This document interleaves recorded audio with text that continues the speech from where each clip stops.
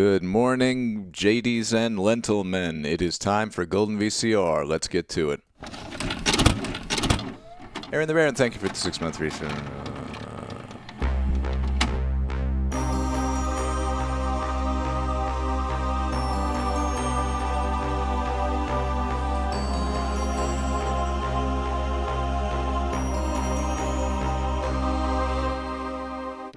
That's right, it's broadcast 69 of Golden VCR.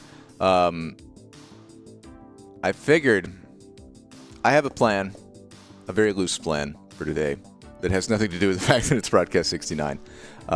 Recently, I've been feeling this imperative to get tapes off the shelf because we have such a deluge of tapes coming in.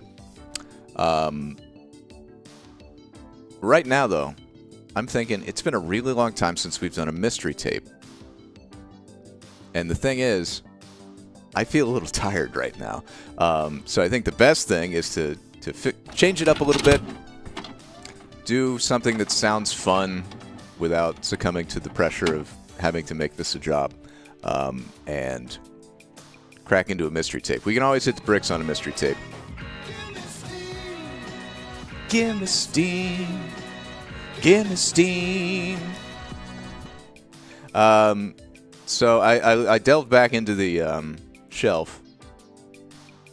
If we look at our mystery tapes. Oh, that's not the right thing to open up.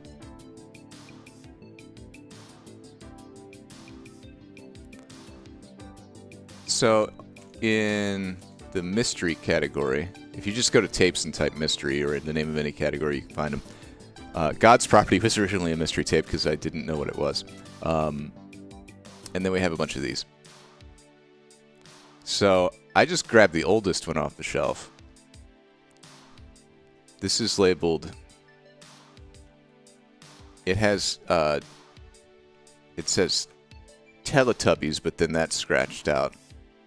And then it has something illegible up here that's scratched out. And then it says 8v2 and Juliet of Spirits. So you never know what's on a mystery tape. It could be something horribly objectionable and against TOS, but let's hope not. It could be what's written on here. It could not be. So, yeah. I have to, I don't know, make breakfast. So I figured I would just substitute teacher mode it, put this on, see what we find. Here we go.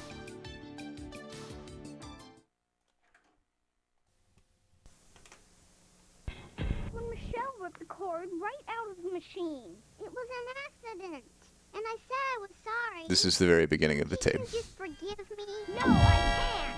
It's in EP mode. Sorry. So it could be up to 6 hours of footage. You owe me a new one. Oh, you poor lad. Oh my god, that's a beautiful Frank. Kirk Franklin. Too. It seems I remember a time when I was minding me own business and a certain party put a baseball right through me kitchen window. Or how about the time you All right, we're gonna have to play with the tracking on this one. Smashed Aunt Emma's pie plate, or those were accidents.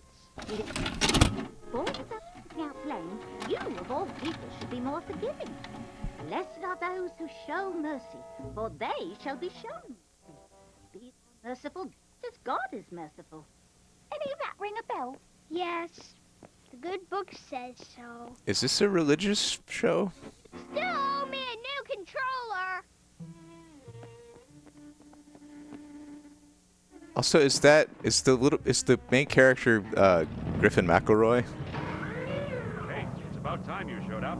This is the big one. That's definitely Griffin McElroy.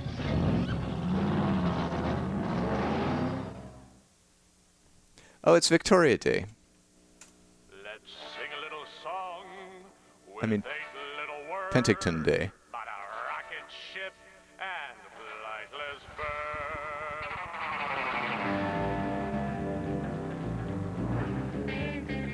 bird. Sigil. Yeah, so if this was not produced in America, I'm assuming this aired on NBC. Was Cubo a programming block? And EI is the original Kevin distributor or something?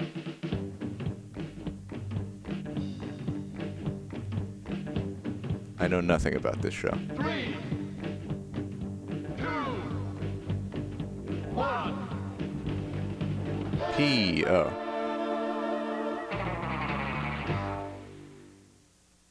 Of course.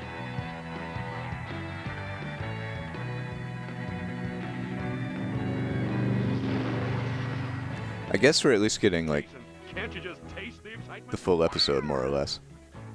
Wait, We're undertaking a new mission, a secret mission, a huge big deal mission. Captain, the Admiral said it was a routine mission, like our mission to the dump.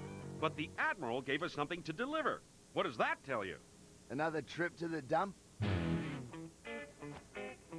Captain, you lose something? All right, where is it? Where's what? My spheroid crystals. You mean your marbles? They're called spheroid crystals.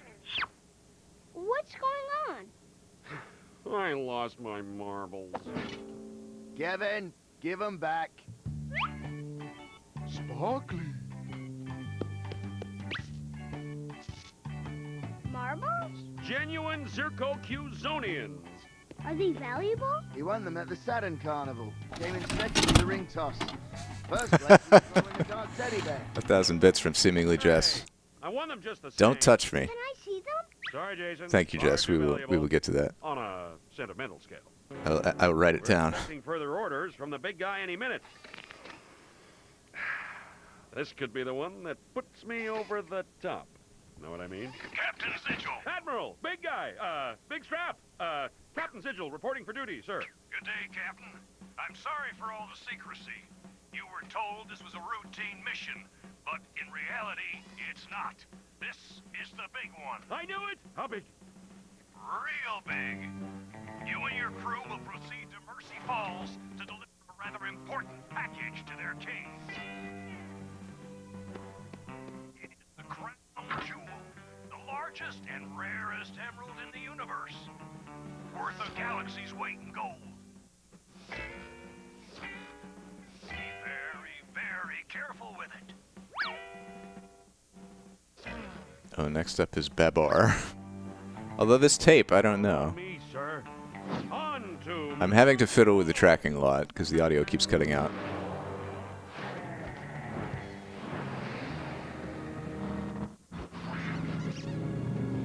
The hard part is knowing whether to go forward, like plus or minus in the tracking adjustment. Whoa. Just kind of, I For a think, moment gotta there, I thought you were going to hit the water. try it out All right, I've got a the little at a answer. time. I'm only allowed to take one person into the palace to meet the king. How do we decide who goes? By the official Federation ceremony.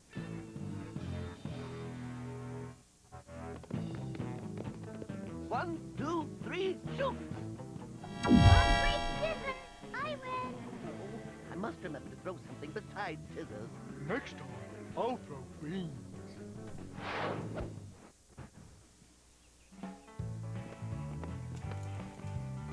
Okay, Jason, stay close and let me do all the talking. Hey, come on in. Glad you can make it. Welcome to my humble abode. Your Reptile Highness. The king is Told what Elvis. to bring me. Is that my... Oh, because he's the king. Yes, sir. And I let get me it. say that as captain of the USPF Rockhopper and decorated member of the United Federation, it's my esteemed pleasure and great honor to present to you...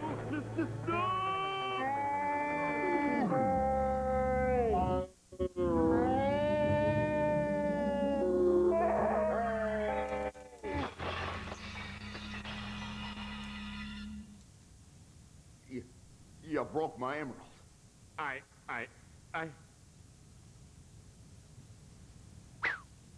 You know how much that cost? Well, I I didn't think so. But you sure gonna pay for what you done. Guard, get him.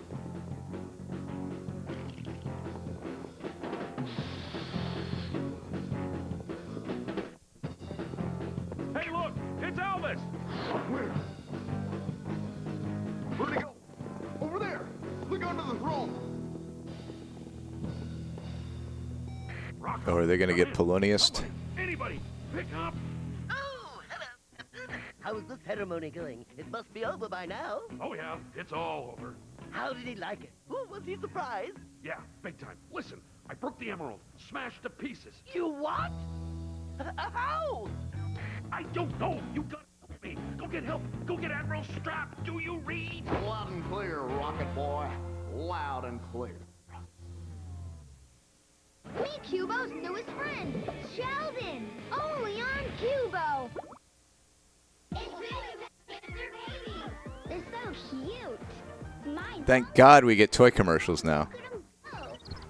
I really am upset about the tracking, though. Zuzu pet hamsters, babies, and accessories, each sold separate. What are those Liv girls up to now? Puppy love. Yay, puppies! Cute.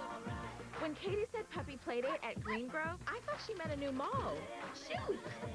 So, Yeah? you know this breeze is gonna ruin our dues. No worries. New do coming right up. Thank you, Frizzy.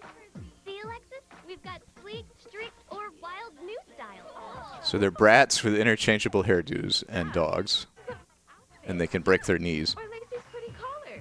She's just like me, a little fashionista with great taste. You mean she thinks everything tastes great.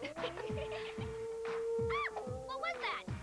Daniela? I'm teaching DJ to sing. This is so convoluted. Day? Aw, that's my little rock star. Hey guys, Skate and I just learned a new trick. We're the fastest girls on 4 wheels, or cars. Oh, hey, are you okay? I'm okay. Everybody over here. Hey, puppies. It feels like this commercial has been going on for 5 minutes. For more crazy fun with Liv and their new four-legged BFF, you can log on to liveworld.com. Your My new God, a Liv friend website. is a special code you can use to access a ton of rad things, like her daily diary with the whole backstory on how she got her perfect pup. Plus, there are webisodes filled with drama, like Sophie cutting up all of Daniela's hair. Yikes! Skate getting lost. and Dress disaster. Oh, Just webisodes. them enclosed in their virtual closet and take them any.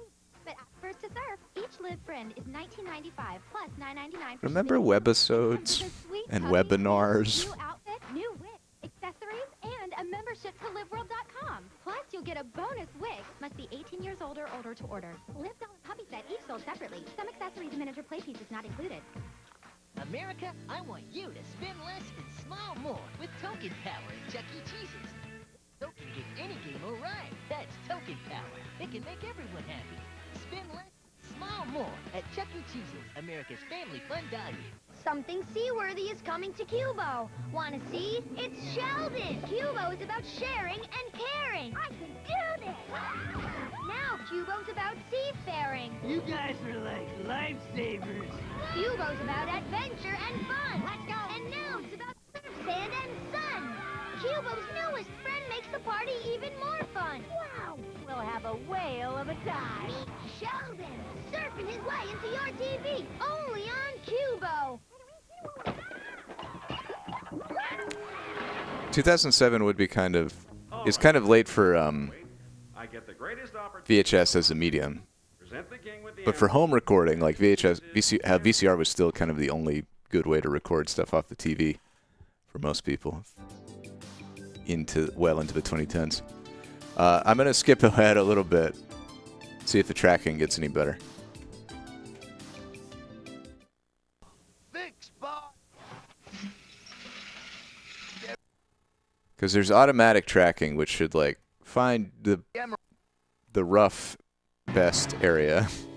Then out of the blue, We were surrounded by cabbages. and then Kevin spilled your bag of marbles and must have hit the vertical stabilizer. We dropped like a stone with marbles flying everywhere. Well, I tell you, if the fix spot hadn't jettisoned those marbles, we'd still be... Wait a minute. What was that? What happened to my marbles? You what? Gone? Gone? Do you have any idea how valuable those marbles were? What they meant to me? We're terribly sorry, Captain, but they were only marbles. My lucky marbles. The agony. The shame. First jail, and now this? How much is a penguin supposed to take? So you forgive us for losing your marbles? Are you nuts? You're gonna pay for those marbles if it's the last thing you do! Now, that's an interesting idea, coming from you.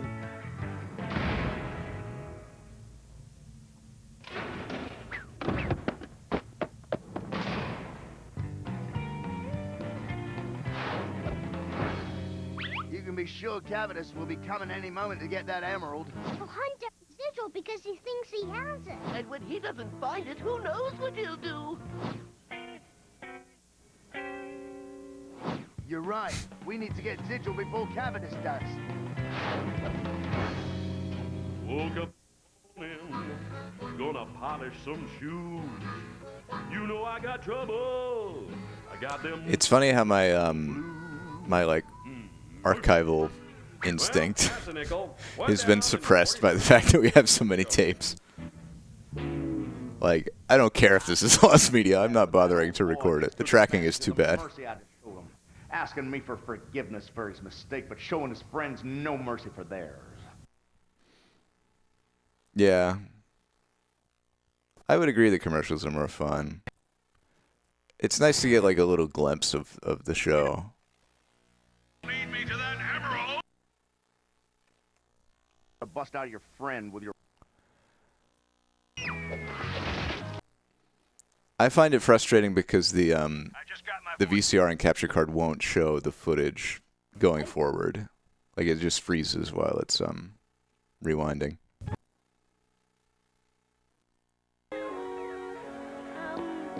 Michelle.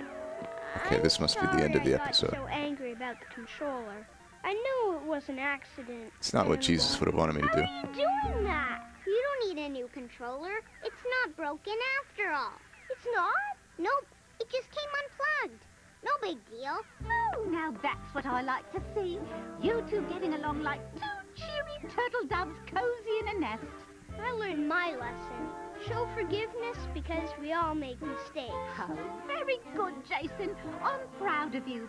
All righty then. Oh, I love her Off to the chicken garden to trim garden the glove. floribundas and polyanthus. Wait for me! What about Bonsai Master? Gardening is more fun. Nice try, Captain. Your new bonsai high score is 1,032,500. Please enter your name. Captain Michelle. Hey, can I help? Mad, fearless, fast, fierce. Turbo dogs on Cuba. What are all these shows? Grandparents of young children, have you received this special notice from Gerber Life? If not, you're urged to call this toll-free number now, because Gerber Life... Oh, Good morning, gentlemen. Good morning, Inspector. Good morning, Inspector. Will it eat no sharp and shiny? now we're into a movie. I'd like to know the trial is all set for tomorrow morning. Shouldn't take too long. Well, that sounds encouraging. Yes, it's encouraging for me, but bad for you. Have some coffee, Inspector. You know, you two could save yourself a lot of trouble. I appreciate that it's letterboxed. Crack into some of that porridge, Inspector. It's guaranteed good for sleuthing. Usually you got pan and scan. We've offered you porridge and TV. coffee. It's all that's left. Well, I'm glad that you're enjoying yourselves, because you're going to be here for the next 20 years.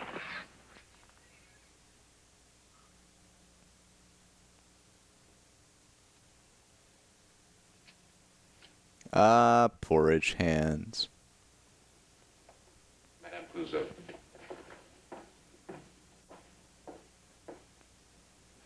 Your Highness? Madame, won't you sit down? I'll be brief and to the point. My husband feels he has enough evidence to prove that Sir Charles is the Phantom and to convict George as his accomplice. As I see it, they only have one chance. What is that?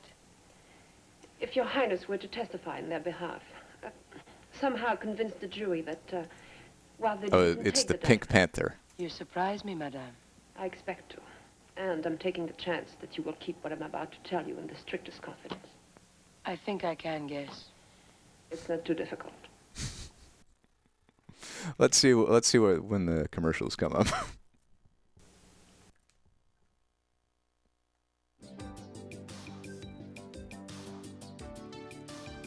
This must be the original 1963. Inspector Clouseau? Yeah. It's Inspector Clouseau. Part is given by Miss Angela Dunning. This seems late in the movie. If I had to guess. I don't know, though.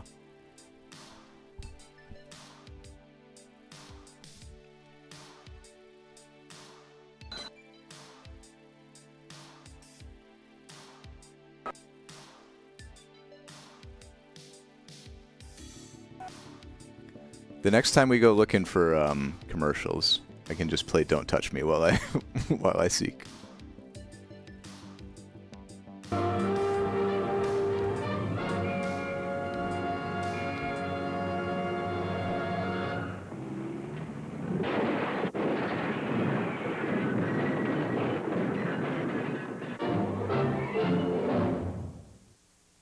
The role of Princess Dalla was played here by Italian actress Claudia Cardinale, making her American film debut.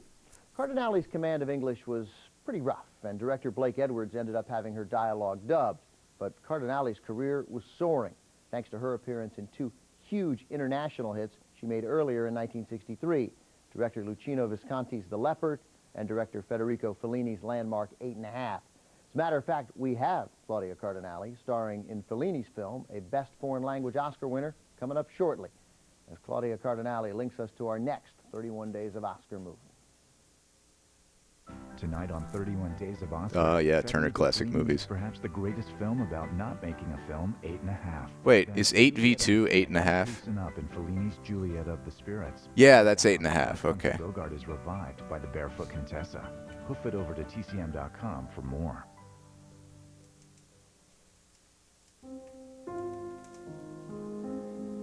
"8½" is a 1963 Italian surrealist psychological comedy drama directed and written by Federico Fellini.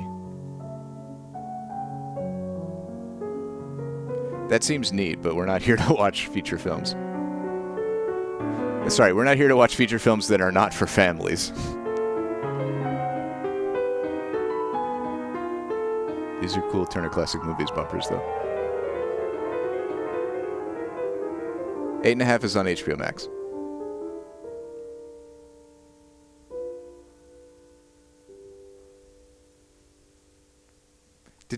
I guess Turner Classic Movies. Step inside the vault at tcm.com. They did commercials. A treasure trove of rare movie classics. If I remember, it was like really. Ready for adventure and romance with. Can we record that one? I guess, yeah. It's worth. I'd watch it again for the recording. Of the Spirits, and down on his luck, Humphrey Bogart is revived by the barefoot Contessa. Hoof it over to tcm.com for more. We're truly getting. This is truly Twitch Plays VCR. Getting interactive here.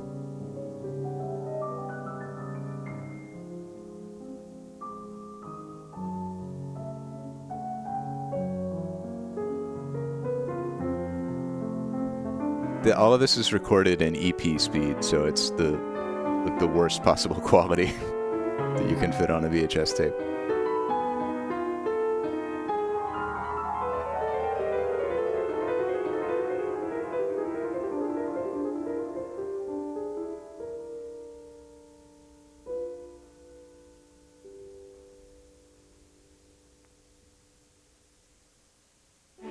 Step inside the vault at tcm.com and discover a treasure trove of rare movie classics. Get ready for adventure and romance. Yeah, SP would only get you 2 hours on a tape. Collection from Universal. LP gets you 4. EP is 6. Harry's career, never before released on DVD. All newly remastered and available exclusively at TCM. Harry takes to the skies with ace flyer Frederick March during World War I in The Eagle and the Hawk, co-starring Carol Lombard. Thrills of undersea excitement and romantic intrigue as Carrie stars in Devil and the Deep, co-starring Gary Cooper, Tallulah Bankhead, and Charles Lawton. And Grant battles enemy forces and unknowingly falls in love with the wife of British spy... Oh, Tallulah Bankhead is from Alabama. This set of adventure classics includes a special intro by TCM host. She was the daughter of a very rich political family. Not available in stores. And was like Pre-order your set for just $34.99. extremely out tcm.com/vault. as a bisexual woman in the like 40s. Did not give a shit. Copy of Cary Grant, The Early Years, from the TCM Vault today. Visit the vault each month for more exciting releases at tcm.com.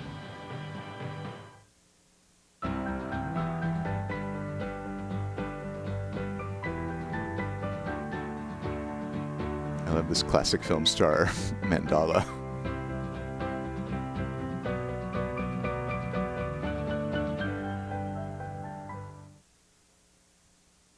Hi, I'm Robert Osborne, and welcome.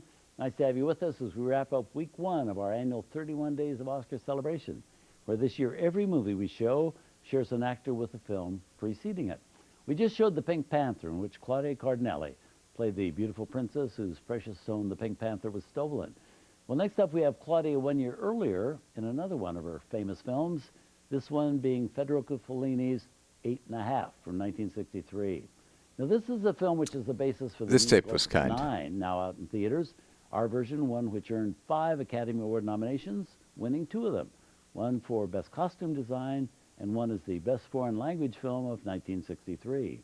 Marcello Mastroianni stars in it as a famous film director who's just made a hit movie, but is totally confused about what he should do next, much as Fellini himself had felt prior to making this movie. So the director in the movie goes to a spa to rest up and clear his mind, but he's besieged on all sides by producers, fans, crew members, actors, and reporters, everybody wanting something. Meanwhile, he begins to fantasize about his past, his future, his creative process, and, yes, the women in his life, and there have been many. Claudia Cardinale plays one of these fantasy women, an actress much like herself. The name of the character she plays in the movie is even Claudia. Interestingly, this is the first movie Claudia made in which her own voice was used. For all her previous films, her dialogue had actually been dubbed by another actress because Claudia's deep voice didn't match her youthful looks. But for Fellini, Claudia, at age 25, and for the particular role she plays in the movie, she sounded just right. Here also with Anuka Me, Sandra Milo, and from the cast of the movie Casablanca 20 years earlier, Madeleine LeBeau. Here's Fellini's 8 1/2.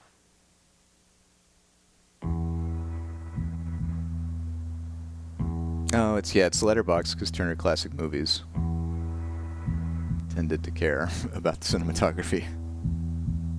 I remember TCM having commercials. They're just very sparse commercial blocks that are very long. So if we can find one, that'll be a gold mine. Maybe, I don't know. But for right now, I'm going to, courtesy of seemingly Jess, thank you Jess, pull up. Don't touch me.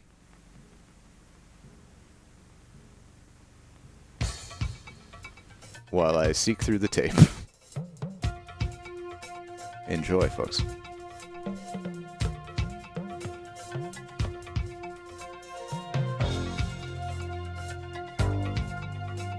That may be that their commercials were only TCM commercials. I don't know. I may just if we don't hit on much, we can just skip way ahead. You have the power to make me feel. Your microchips can make it real. Electric feelings burn so much. A simulated sense of touch. Don't touch me with your love.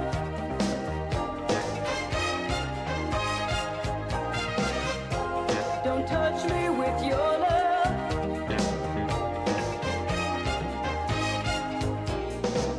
The ecstasy drives me insane, collapsing in exquisite pain. The vibrant dreams of nature's way lie smoldering in ashen gray.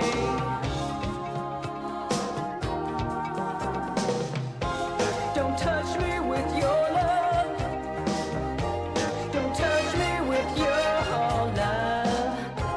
Don't touch me with your love. Don't touch me with your love.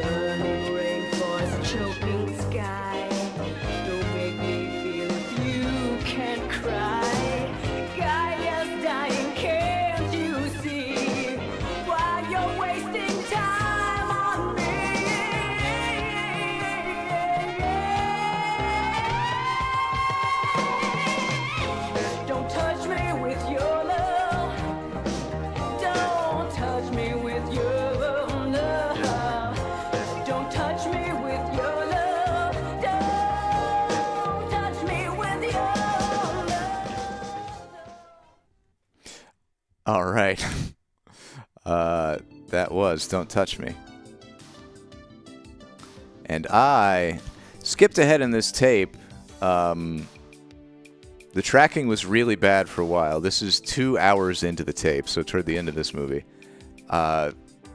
This is intriguing. This is a movie that I might, watch elsewhere sometime. But I don't know if we're going to get much more than just movies on this particular tape from here on. We got 2 toy commercials and some promos for Cubo shows. But it's looking like it's just movies. It's just TCM.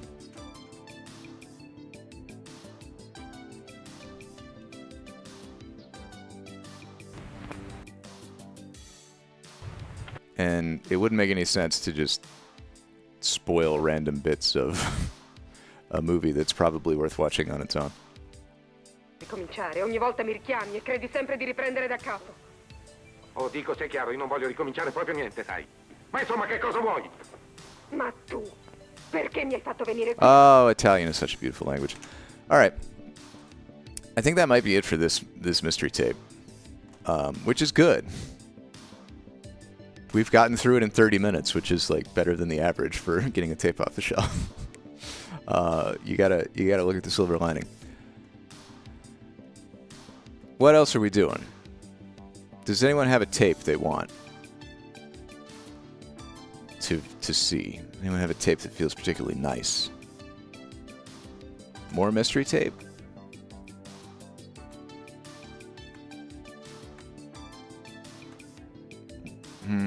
Racing, cancer, American animals, dinosaurs.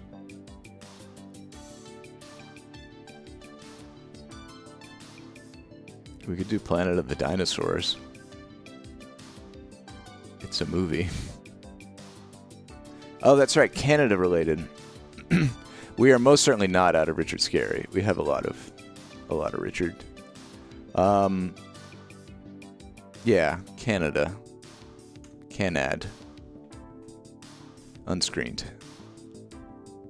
So we do have a mystery tape of Treehouse. But that's not explicitly Canadian. So we've got Scenic Rail Journeys of the Americas, the Canadian Rockies, and the Adirondack. What's something more overtly Canadian? Canada, the Undiscovered Land. We got more canoe paddling. Touring Canada's national parks, Canadian Rockies. I'm interested in The Cry of the Wild, to be honest. There's also Canadian Gardener, teaching you how to tend your roses.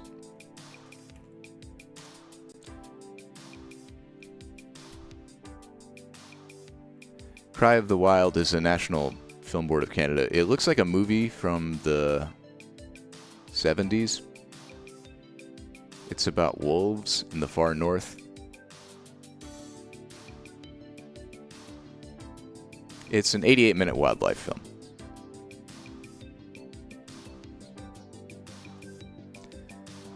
What do you say we do, should we tour Canada's national parks? That seems succinct.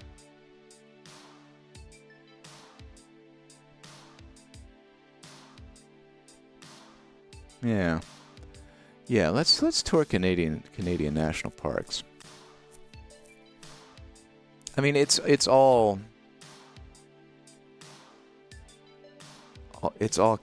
Canadian wilderness. The Undiscovered Land, or touring the national parks, or a train that also goes into the U.S. I think we should just tour the parks. I'd love to learn more about Canada's national parks. Breathtaking is the only word for the national parks of Canada. I'll go get the tape.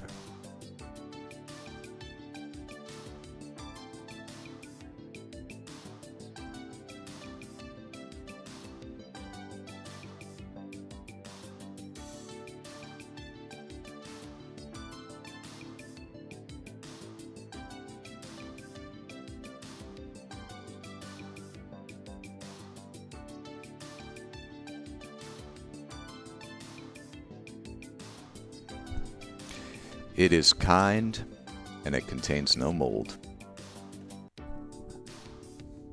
I love the idea of combining both our patriotic love for Canada with our desire to have a chill, low-key stream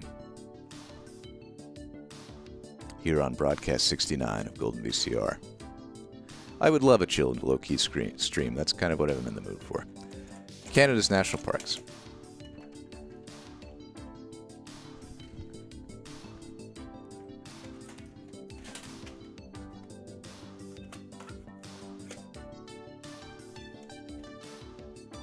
Oh, it's another Questar production. I think they were the same ones that did, well, a bunch of stuff that we've watched, including, I think, the England, Scotland, Ireland box set. From towering fjords and icebergs to warm sand dunes and long stretches of seashore, this is the wonderful land of Canada, with some of the world's most beautiful national parks and amazing wildlife. This video journey takes the viewer through 21 famous Canadian parks from east to west, beginning with L'Anse aux Meadows National Park, where the Atlantic Ocean slams against the American continent and where Vikings waded ashore 1,000 years ago. Then on to Gros Morne, known as the Galapagos of geology, and Cape Breton Highlands National Park, home to Scottish immigrants centuries ago. Also included Kejimkujik, Prince Edward Island, Kuchibukwak, Fundy, La Mauricie, Pompilay, Ellesmere Islands, Grasslands, Riding Mountain, Waterton Lakes, Wood Buffalo, Banff, Jasper, Yoho, Kootenay, Nahanni, Pacific Rim, and Kluane, where Canada meets the Pacific. They're all here, majestic and awesome, Canada's great national parks. Torcanpuks.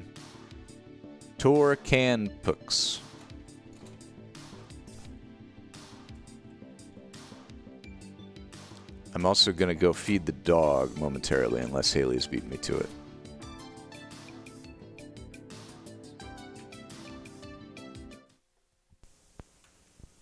Oh, thank you, Haley.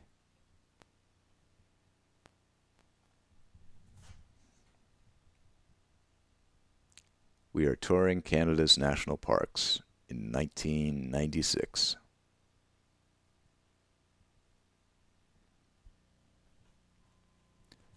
Produced by Trailwood Films.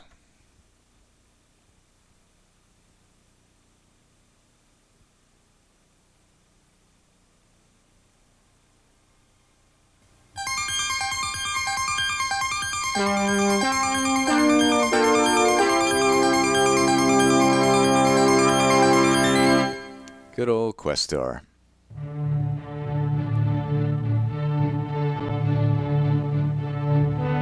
It is a colossus of land. Canada is the second largest country, spanning 6 time zones. Only Russia is larger. It is a dramatic land. The drama is still played out. Wild creatures unify the land. Without them, it would only be scenery. Preservation of the land offers them a refuge. The landscape mounts the spine of the continent, where raw freedom still reigns. Thank you, Haley. And rages in wild power. Canada's national parks are a gateway, an entree to a wilderness experience for millions of people, where the tingling arousal of danger can still be felt. These parks are bounded by 3 seas and the sky, a land that never sleeps. The fresh morning of exploration began with the voyagers. And now the parks keep alive small fragments of what they saw. Tingling arousal of danger. The primal rhythms still pulse across the land. Sometimes wild, sometimes serene, always splendid. Ah, my heart is swelling with love for Established Canada. Parks as islands of civilization in a sea of wilderness.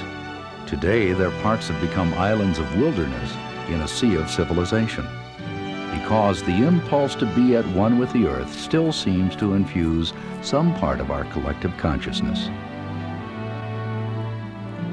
In this story, the commonplace is left behind for the land that too few see, to find the natural heart, the true spirit of Canada's national parks.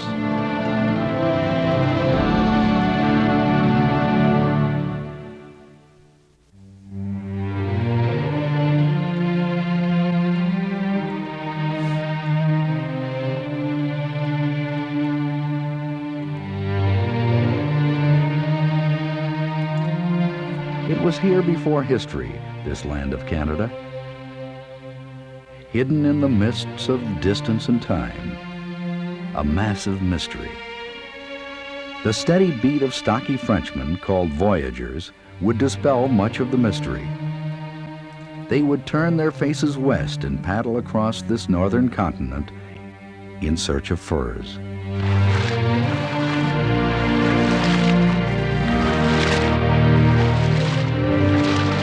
They rode the watery veins and arteries of the land to open its secrets to the trappers and traders who would follow.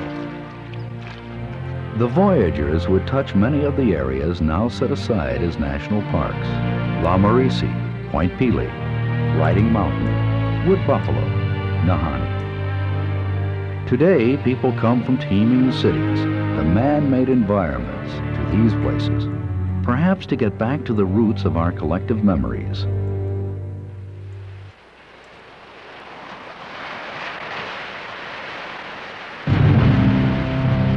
Where the Atlantic slams against the American continent, a place called Lonzo Meadows, icebergs persist in cold water all summer.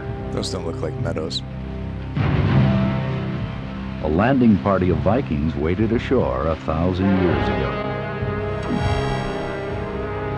Only the fires of Native Americans had ever marked these frigid shores, until about 1000 A.D. Leif Erikson, son of the Viking Eric the Red, was the first to arrive. Staying here in temporary shelters on these grassy meadows, they decided to winter in this flatland of muskeg. Out of sod and wood came longhouses. The houses were built of turf, a characteristic of Viking houses in Greenland and Iceland, as in these reconstructions. Iron and bronze artifacts have been found, where it is known that native people had no knowledge of iron. Pieces of slag from iron making have been found in these rooms, and raw iron ore exists just beneath the surface nearby. Archaeological research has proven that Norsemen and women warmed themselves by the fires here, almost 500 years before the voyages of Columbus. There, I tried to make it less After disturbing. extensive excavations, some researchers question that this is the elusive vineyard. We're trying to have a chill, fun in time, Norse legends. not a disturbing time. But almost all of them agree that this is the site of the first Europeans in North America, here at Lonzo Meadows.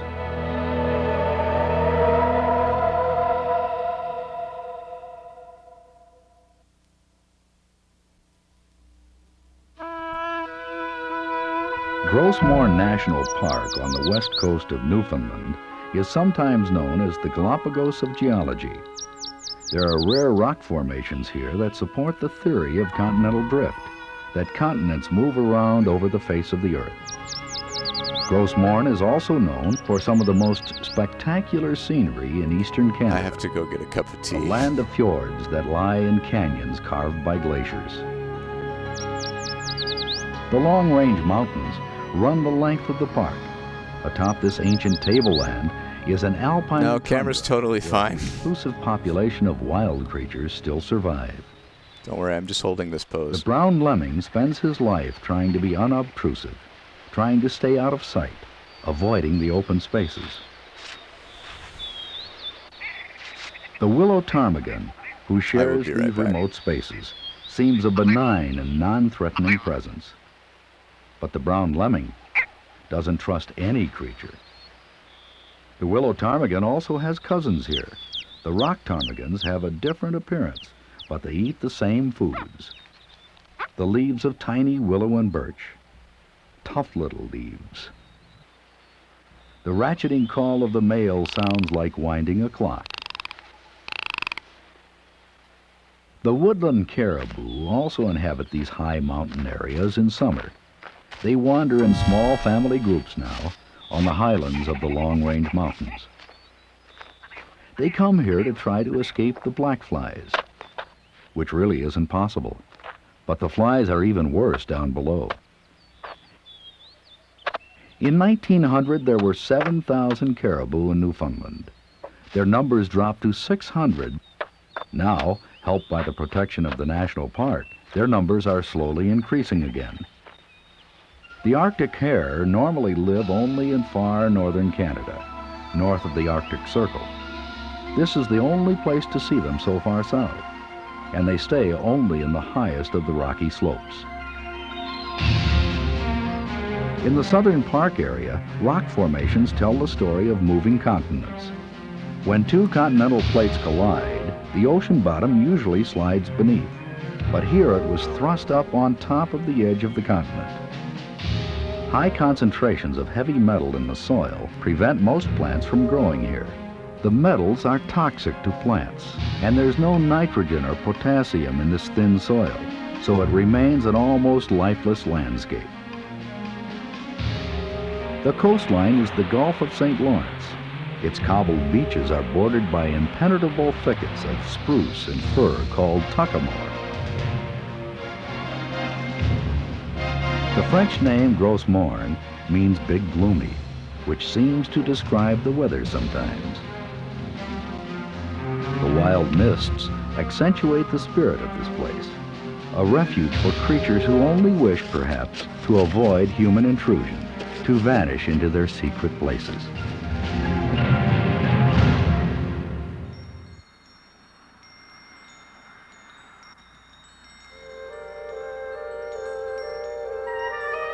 In the forests of northern Nova Scotia, in Cape Breton Highlands National Park, winter clings to the land until the 4th month of the year. Then suddenly it's gone. Spring is here. An Italian, Giovanni Gaboto, who changed his name to John Cabot, first walked ashore on this great plateau in 1497, 5 years after Columbus's first voyage. Leaving the coast, the highland plateaus above 1,000 feet are covered by boreal forests. Down in the valleys, this gives way to Acadian forests of beeches and maple. These maple groves in Grand Anse Valley have never been cut, some as much as 300 years old.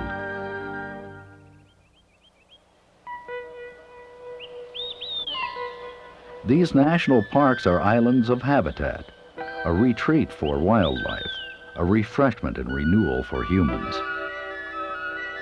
Some people may not need it, but many do.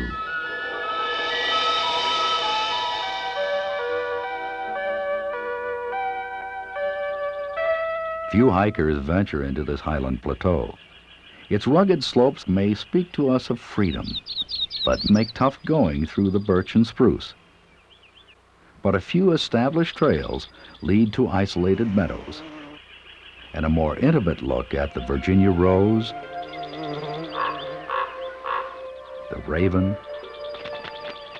the yellowthroat, and the Savannah sparrow. In the late afternoon on these western meadows of the park, it's possible to see moose emerge from the trees in search of food, and sometimes in search of each other.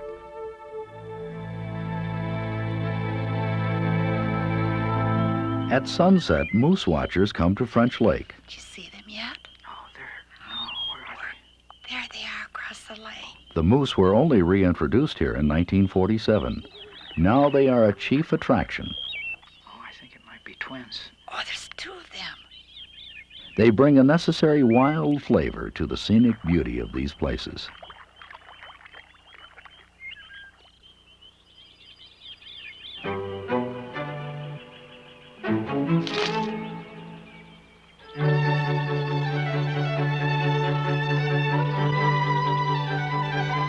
At dawn, the red fox hunts to feed her pups.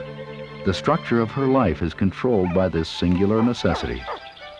On her rests the burden of protecting and feeding the kits. It is a hard life for her.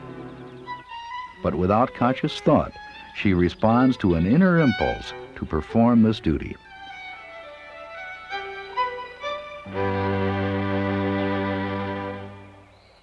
Cape Breton Highlands National Park protects the northern lynx. Hidden and sheltered by the Provident Forest, the elusive lynx retreats to its remotest sanctuary. Her very existence depends on a healthy environment where many other species can thrive. The protected park is vital to the future of the lynx kittens, a refuge of safety from the encroachments of modern man.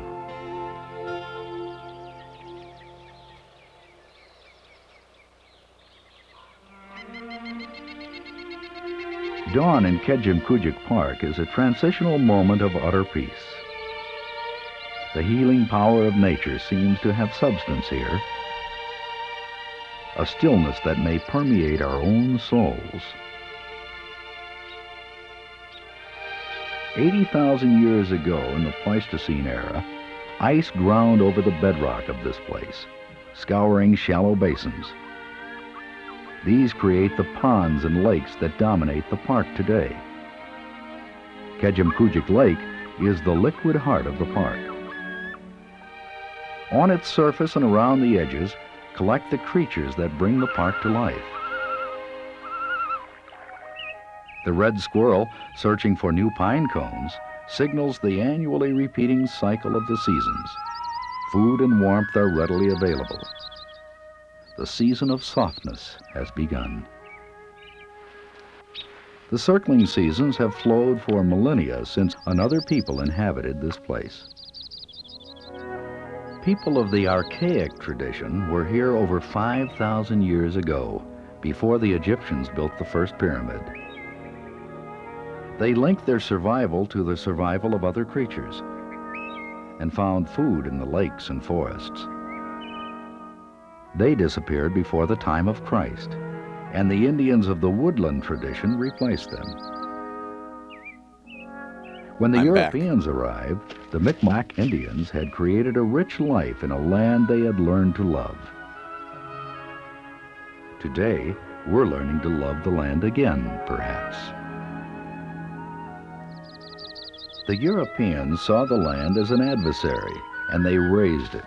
They cleared most of the land of its forests.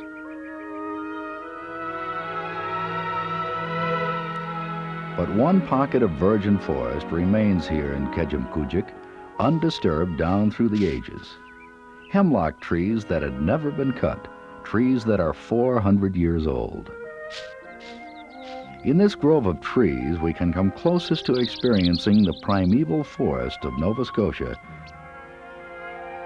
and the rich trove of life that once sustained ancient cultures. People who never took more than the forest could replace. Today, people come from the man-made environments to these places.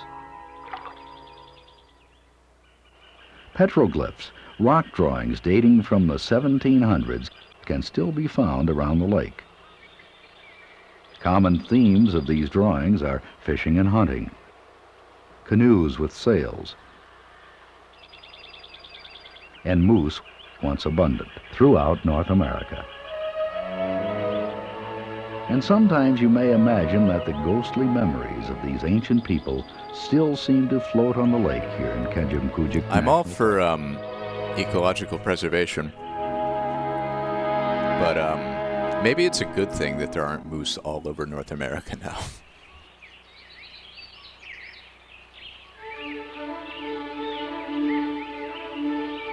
The red cliffs of the northern shore of Prince Edward Island are warmed not only by the rising sun, but by the warm waters of the Gulf of St. Lawrence. Behind the red cliffs, sand dunes create ponds and wetlands, a rich feeding ground for summer birds and waterfowl.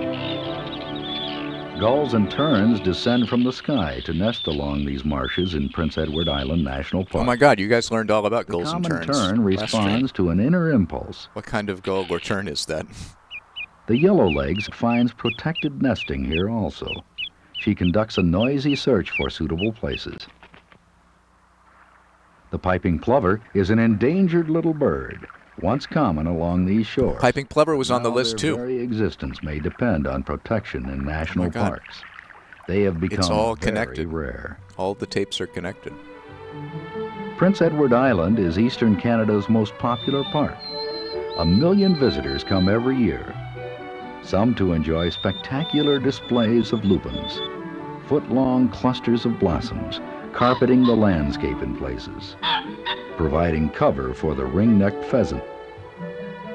He is an introduced species here, and he adds to the biological diversity.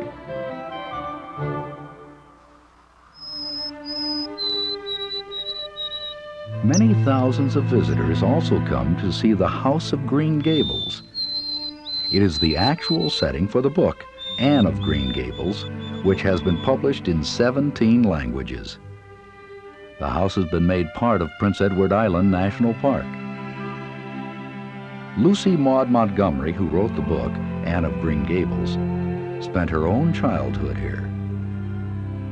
The love she felt for this house 100 years ago and her own experiences here became part of her famous book, a story about a red-haired little orphan girl named Anne. Surrounding the house are the woodlands which inspired the imagination of the little orphan girl. Diana and I just imagined the wood was haunted. All the places around here are so commonplace. A haunted wood is so very romantic. We chose the spruce grove because it's so gloomy. We've imagined the most harrowing things. I wouldn't go through the haunted wood after dark now for anything. The many visitors who loved Anne of Green Gables have in part inspired the establishment of this national park. They still come to share her love of the woods and flowers.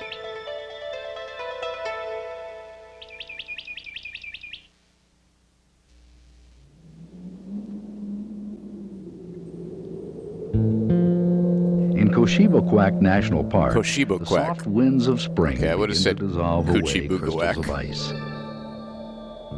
These same winds add a touch of violence as they move ice up along the banks of the Koshibaquack River.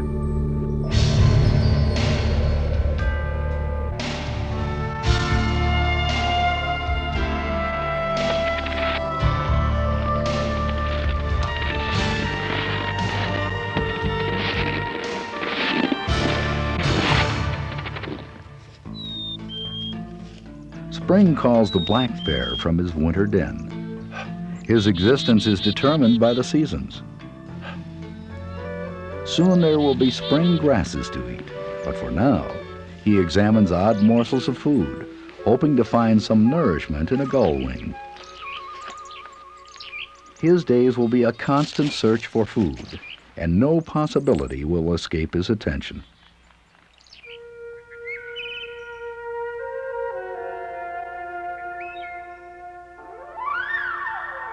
There is now a new vitality, more energy in the spring dawn.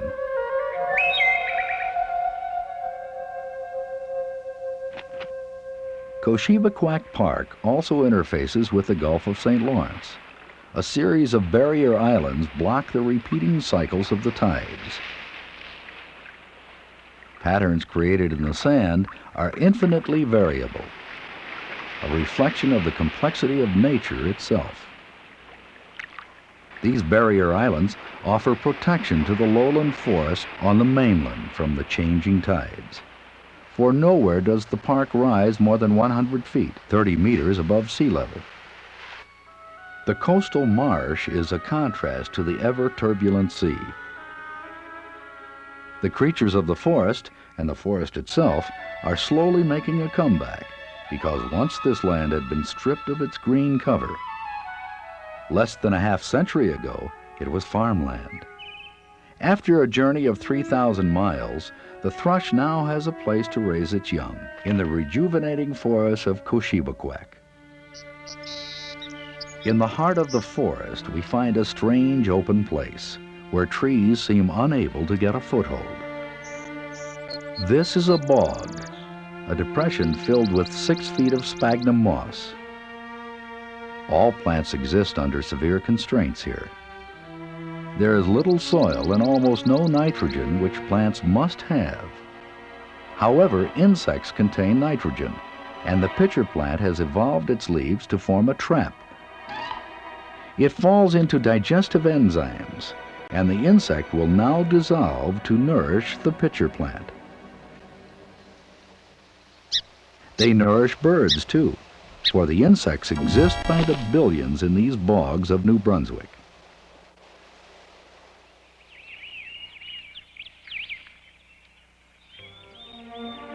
Oh, that poor guy. Fundy National Park, home of the Christian fundamentalists. Fundy National Park in southern New Brunswick is another enclave of wild space. The dawn is greeted by life that wishes only to live and let live. But all around the park, forests have been leveled, making Fundy almost an isolated, safe refuge. Abundant water and the concealing forest now combine into a habitat for the return of creatures that had once vanished. Even the cougar may now be here.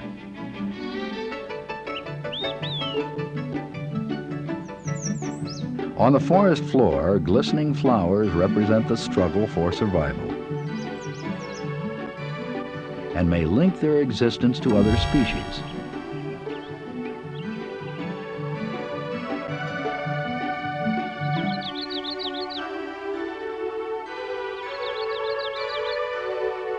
Fundy National Park is located on the Bay of Fundy. Rock cliffs rise abruptly from the bay, which is renowned for having some of the highest tides in the world. The tides sweep into the creeks and rivers that drain the highlands of the park. Okay, I've eaten breakfast now. I had leftover On the tidal chicken flats, stew. it will rise 40 feet, 12 meters in only 6 hours. I hope you all ate breakfast.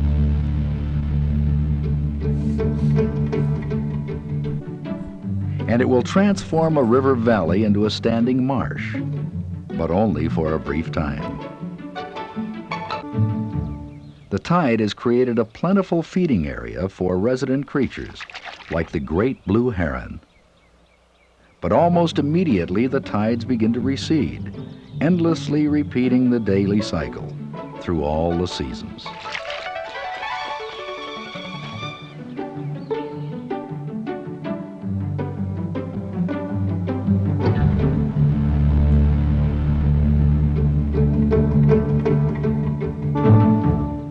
The forests are making a comeback under the protection of the national park. Even red spruce, which was almost wiped out by overlogging in the 19th century. But today these forests face a new threat. Acid rain from industrialized areas, from parts of North America, is damaging and even defoliating the living trees. The original virgin forest is gone, but perhaps it can return in places like Fundy National Park.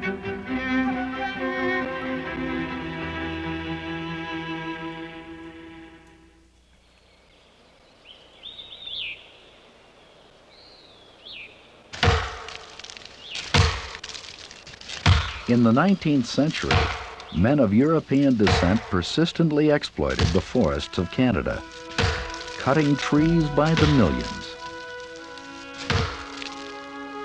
They produced a moonscape out of millions of acres.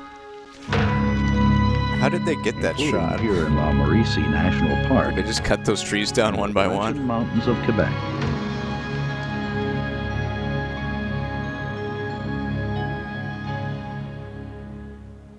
But today, under the care of Parks Canada, this land is also being reclaimed. Maybe they shot it in reverse. Returned to a semblance of its old self. Like they started at an empty field and then they planted the trees Canadian one by one and shield waited is for them to grow. exposed in La Mauricie National Park. These outcroppings of ancient rock are over 600 million years old, the foundation stone of North America. The shield covers about half of Canada, almost 2 million square miles. Rock solid, it is a region with no earthquakes. More freshwater lakes than in the rest of the world are contained in the Canadian Shield, which sweeps in a great arc from Labrador past the Great Lakes and northwest to the Arctic coast. Relaxing the land from its human assault, many wild animals have returned with surprising quickness, assuming the roles of predator and prey. It is the only option for the fox to earn a living for himself. But even he needs practice. Over 150 lakes are cradled in the Laurentian Mountains of La Mauricie Park, holding secluded islands where canoeists can rest and enjoy the diminutive aspects of nature, as voyagers may have done 350 years ago. The whitethroat probably sang his song for the voyagers then. Men who passed this way to avoid hostile Iroquois further south in the St. Lawrence Seaway. At that period of time, the upper St. Lawrence River was controlled by the Iroquois Indians. They extracted heavy tolls from the traders and were a constant sinister presence on the river. So voyagers passed through what is now La Mauricie Park in order to avoid them as they traveled west, searching for furs. The voyagers traveled this way for only a short time. Then began the dark era of exploitation. Now the rain is washing away the ruin. Rain is the stimulus that prompts the verdant growth, promoting life where once it was reduced. It's gonna get dark soon. The dark age of exploitation. Here we go. Hundreds of freshwater streams, created and fed by the storms, keep the lakes of La Mauricie fresh and clean. In Lake Wapasagonquet, mergansers feed at sunrise.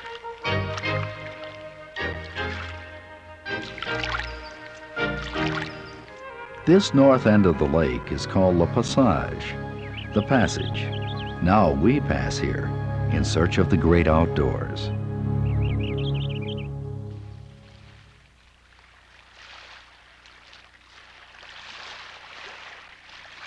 This is the most southern tip of mainland Canada, like a tongue dipping into Lake Erie. This will be the first bit of land for waves of birds crossing the lake during spring migration from the south. Point Pelee National Park was created because of the birds. Because dead trees are no longer cut down in a national park, the common flicker can now find a place to make his nest. Was that a bear in the tree? That this territory now belongs to him. Was that a drop bear? Warning other males to stay away. The early arrivals begin to appear in February, then March. By April, the impulse to move north has brought sparrow, warbler, wren, grosbeak, kinglet, and the brilliant scarlet tanager. 2/3 of Point Pelee Park is a marsh. We once felt that these were wastelands, that they should be drained. Now we know this to be a prolific incubator and nursery for a myriad forms of wildlife. Floating head with fangs. And a tongue that rolls up into its head like a fruit by the foot. Became a national park in 1918. But settlers and squatters have been here for 100 years. They're like bubble tape. Remember bubble tape? In their simple houses, nothing went to waste. They cleared the land as best they could, raising potatoes, corn, and beans, and lived quietly with their dreams.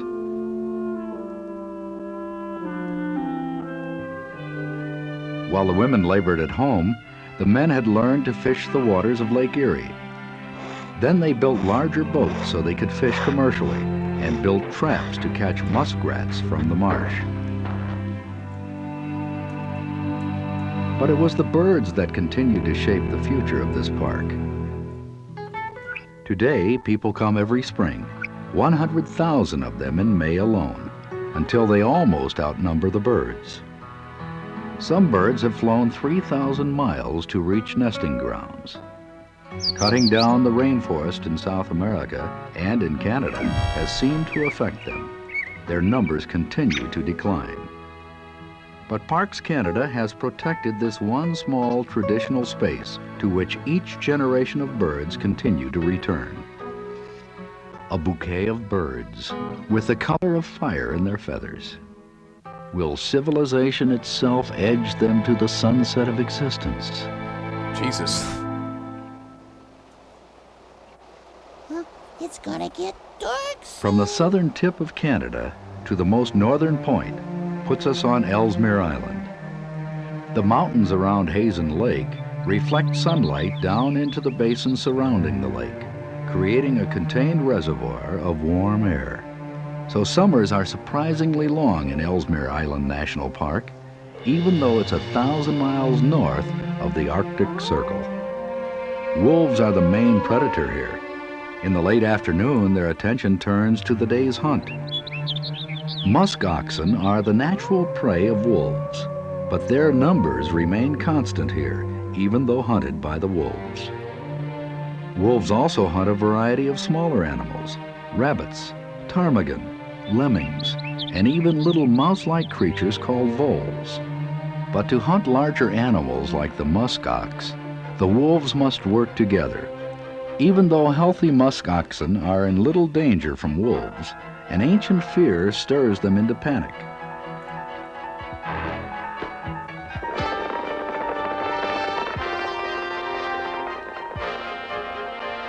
The They're wolves so big test and fluffy. the small herd to see if all are healthy, because if one animal is sick or lame, they may have a chance to capture it.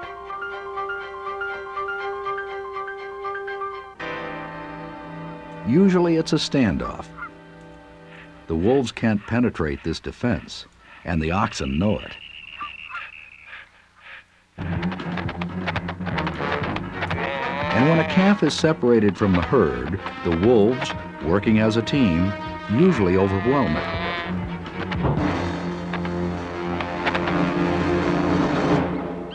It's wrong to see the wolves as cruel predators. They are simply feeding themselves in the only way nature has given them. Here in Ellesmere Island Park, the wolves live in balance with the musk oxen. It's a natural relationship that has existed for thousands of years.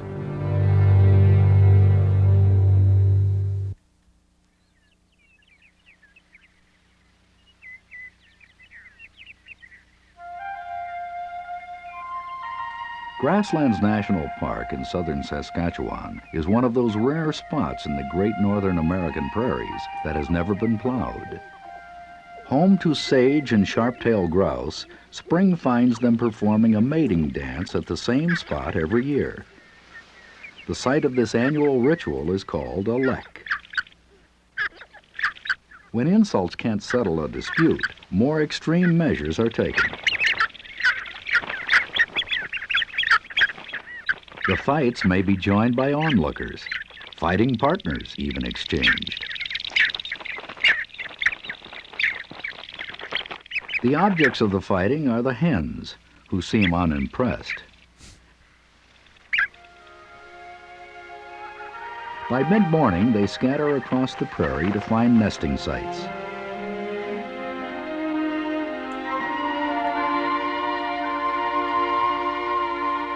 Southern Saskatchewan is the only place where black-tailed prairie dogs can still be found in Canada.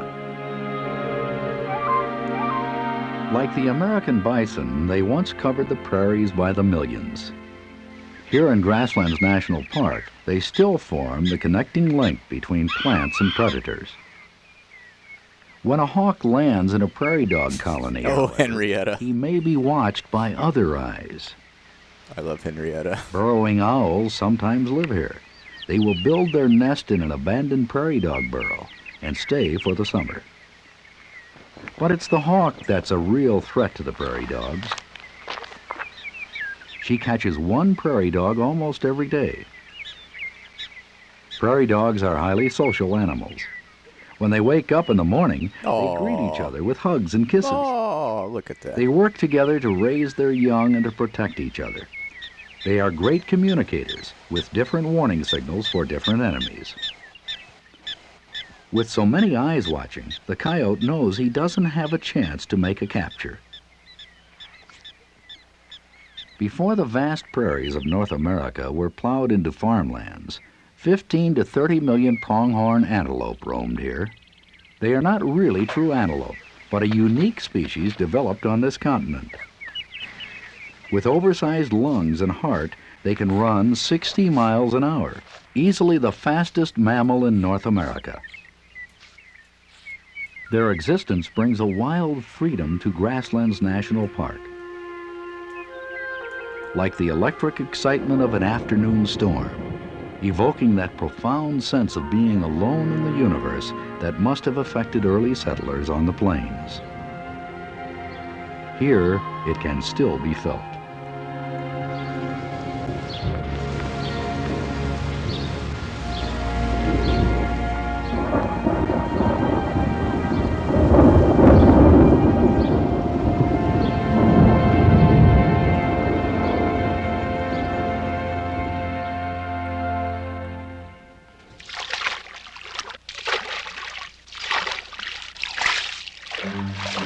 Throughout the 1700s, the voyagers had pushed westward across Canada, trading with the Indians, collecting perhaps millions of furs in exchange for the beads and trinkets they brought with them.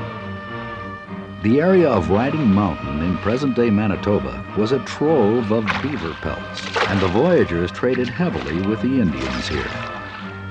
By the middle of the 1800s, the beaver were almost exterminated. The beaver have returned today, and their constant activities have a beneficial effect on the landscape. They cut a great many trees, but the dams they build create ponds and small lakes that amount to flood control for the whole region. These ponds are a constant and dependable water source for a host of wild creatures that live in the surrounding forests. In September, many birds are preparing to leave, and the chipmunk prepares to hibernate. They store up fat for the coming winter, or for long journeys south.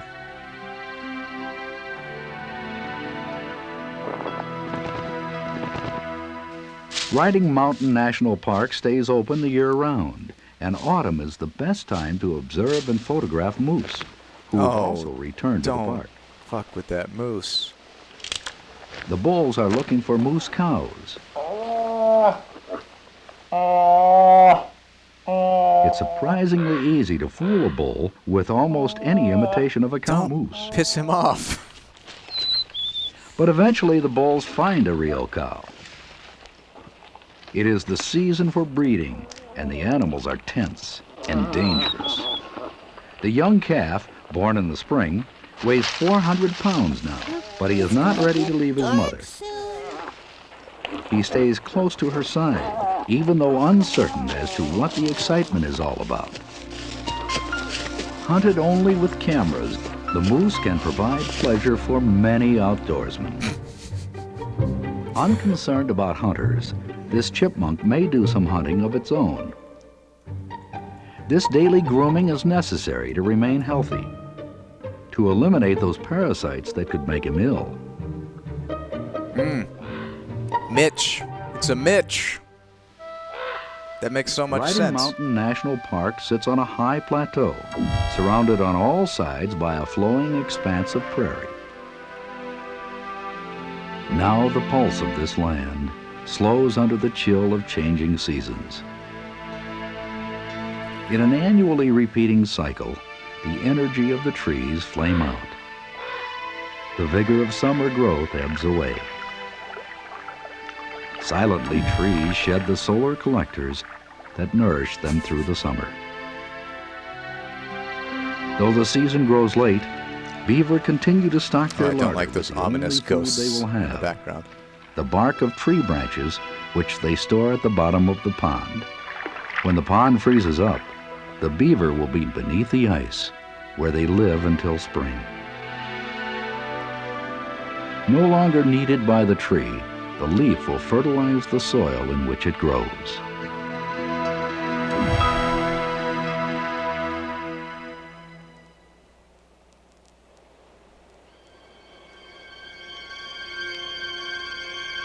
We arrive at Waterton Lakes National Park to find the Rocky Mountains shrouded in winter snow. Howdy, Canadian J-Line geese Beck. lead Thanks the for, far north, thanks for being here. following this ridge of mountains southward. For those creatures that remain, life must contain itself within narrow constraints, dictated by cold and wind.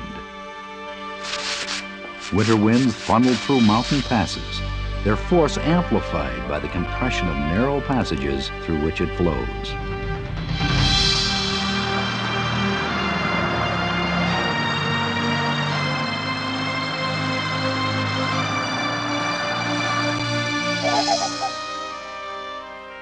Surprisingly, perhaps, some creatures can remain here in Waterton Lakes Park because of the winds.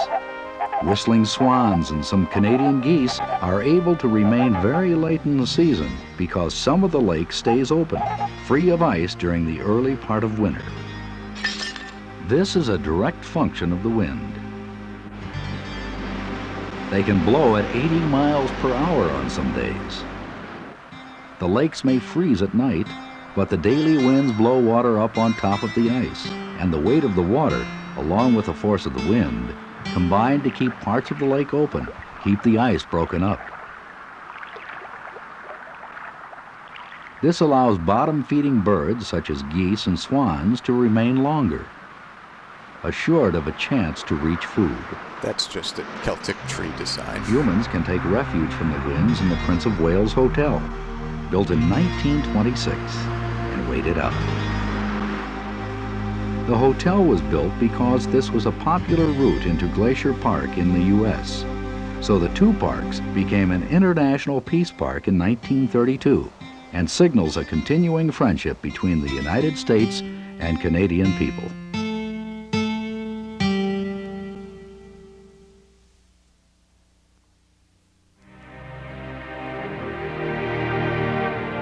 Rising above the continent itself, the massive spine of the Rocky Mountains dominates Canada's oldest national park, Banff, and three other parks that touch its borders, Kootenay, Yoho, and Jasper. In the remotest regions, time seems caught in these valleys.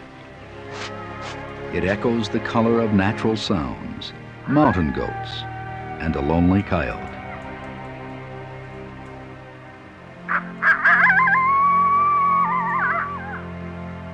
These Rocky Mountain parks, as they are collectively known, shelter an abundance of wildlife, surrounded in every direction by scenic grandeur, no matter where the eye wanders. Coyotes live in the valleys in the summer, eating grasshoppers and crickets, as well as little voles. The insects and grasshoppers are gone now, but he can still find voles under the snow. Little mouse-like creatures. Oh, look at that adorable killing pounce. He can detect them under 2 feet of snow, with incredible hearing that extends far beyond the range of human abilities. The snow-covered peaks are a pervasive presence, and they influence the flow of all life here. They give rise to glaciers throughout the parks, as well as innumerable streams and waterfalls. Spring is tortuously slow in these mountains. It may be frozen in its tracks again and again. But slow warming in these high altitudes eventually bring it to bursting life and melts the stubborn snows in the Valley of 10 Peaks. At the base of a mountain, rocks fall mysteriously into the river. They are loosened by mountain goats that climb these vertical cliffs in order to get mineral salts in early spring. They actually like to lick the soil itself to replace minerals lost during the harsh winter months. It is these surroundings that have been the architect of their evolution, specially padded hooves that help in climbing, and extraordinary strength that propels them up and down the cliffs. These mountain goats can often be seen from the roadway, but it's in these natural environs that they are most appealing and most interesting. The bighorn sheep are also often seen near the roads of these parks, but once again, they inspire a sense of awe and wondering admiration when seen in these natural settings.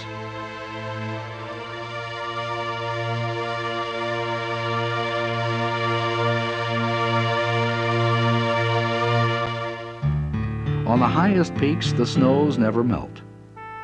Year after year, the snow compacts into dense ice, which we call glaciers. In fact, much of the scenic beauty of the park today is the legacy of monstrous glaciers that ground over the land. Today, they still give rise to spectacular waterfalls.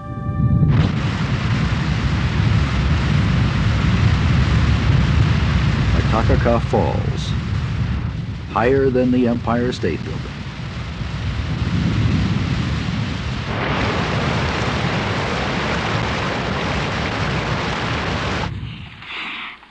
A favorite resident of most visitors is probably the black bear. Not always black. Out in the west, they're often brown, like this 2-year-old. Still climbing trees, but seeking his own level of expertise.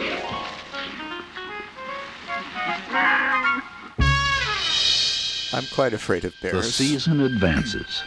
Not irrationally so. I just never want to see one. Down in the valleys, face to face, elk prepare to test themselves for more serious battles they will face later on. They begin to take the measure of future opponents. Ever since I got lost in the woods and found that bear turd. The somber days of autumn, I realized reflect perhaps a conflict that bears are an imminent danger. There is a clash between those who would develop more of the park. Anything that can poop that big can probably eat me. The struggle of wild animals is not just to survive nature, but to survive expanding human encroachment. The challenge is to realize that these parks are not just scenery, but a living experience.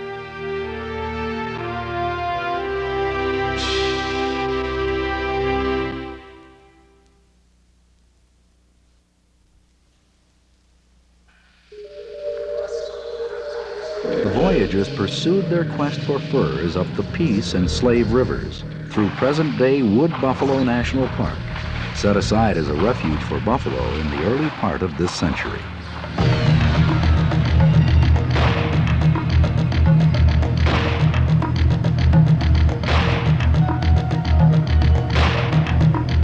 In the 19th century, over 40 million were slaughtered.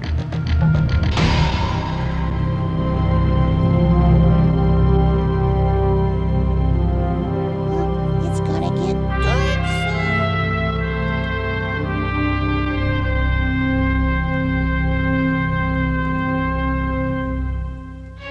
The buffalo were very near extinction. But hidden from the rest of the world, a large herd of buffalo here in Wood Buffalo National Park survived the slaughter. Wood buffalo would be set aside as a national park in 1922. For years, plains buffalo were brought here, interbreeding with the native wood buffalo. With almost 4,000 animals, this is the largest buffalo herd in the world today. This park is the largest in Canada, larger than Switzerland. Its features are generally unknown. Here we find an alien landscape sitting on gypsum bedrock called karstlands. Wet salt may trap an insect on vast salt plains. The salt brought up by underground springs from an ancient seabed. Underground streams dissolve the gypsum bedrock too, creating sinkholes in the karstland. Cracks open in the ground, and some sinkholes are so large they become lakes as deep as 150 feet. in this strange world of the karstland. That's just Peter Gabriel. That The looks a whooping lot like crane is the rarest bird early in 80s North Peter America. Gabriel. He winters in Texas, but Wood Buffalo National Park is vital to his very existence. It is the only place in the world where these cranes nest.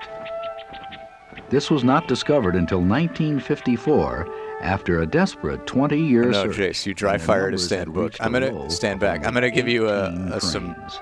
points Protected now. in appreciation for you They running bingo nest all in the time. relative security here in Wood Buffalo Park.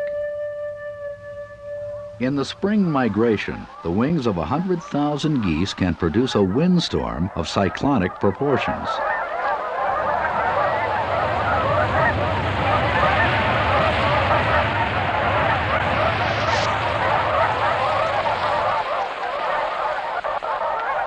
Four paths of migration for the waterfowl of North America intersect here.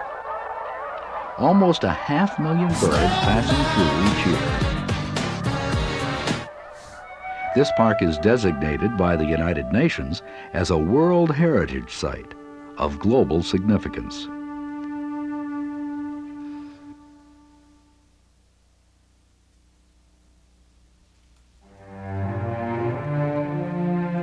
There are no roads in or into Nahanni National Park in the Northwest Territories of Canada. It is a genuine wilderness, and if you venture here, you are expected to be self-reliant and responsible for your own safety. It has been called a land of myth and mystery. You can listen to tales of men who searched for gold here. Men found beheaded, found dead in their cabins, or never found at all. There is only one highway here, the river, and only about 600 people a year travel it. The sense of mystery can persist, passing places named Death Canyon, Headless Valley, and Broken River.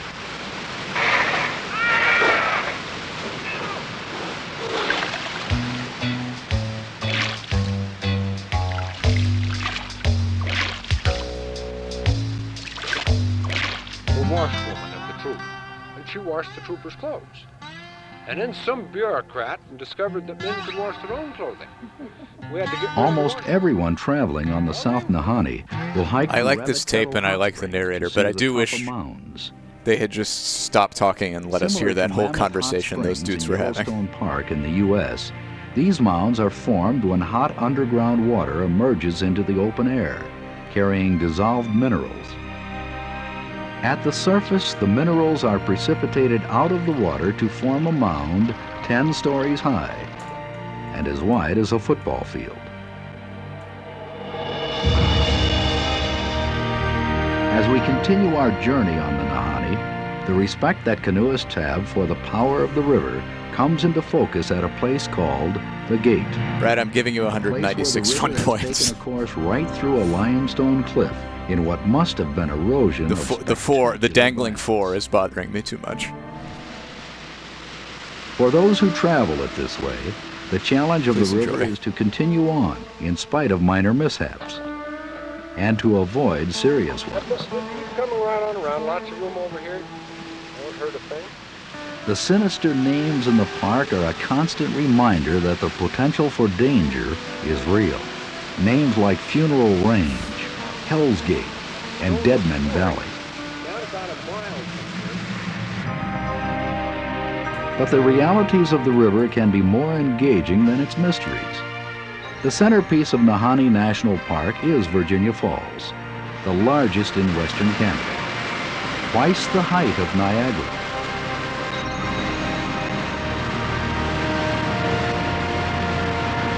The ruggedness of this country, its inaccessibility, and a harsh climate all combine to help ensure that it remained unspoiled and untamed to the present time.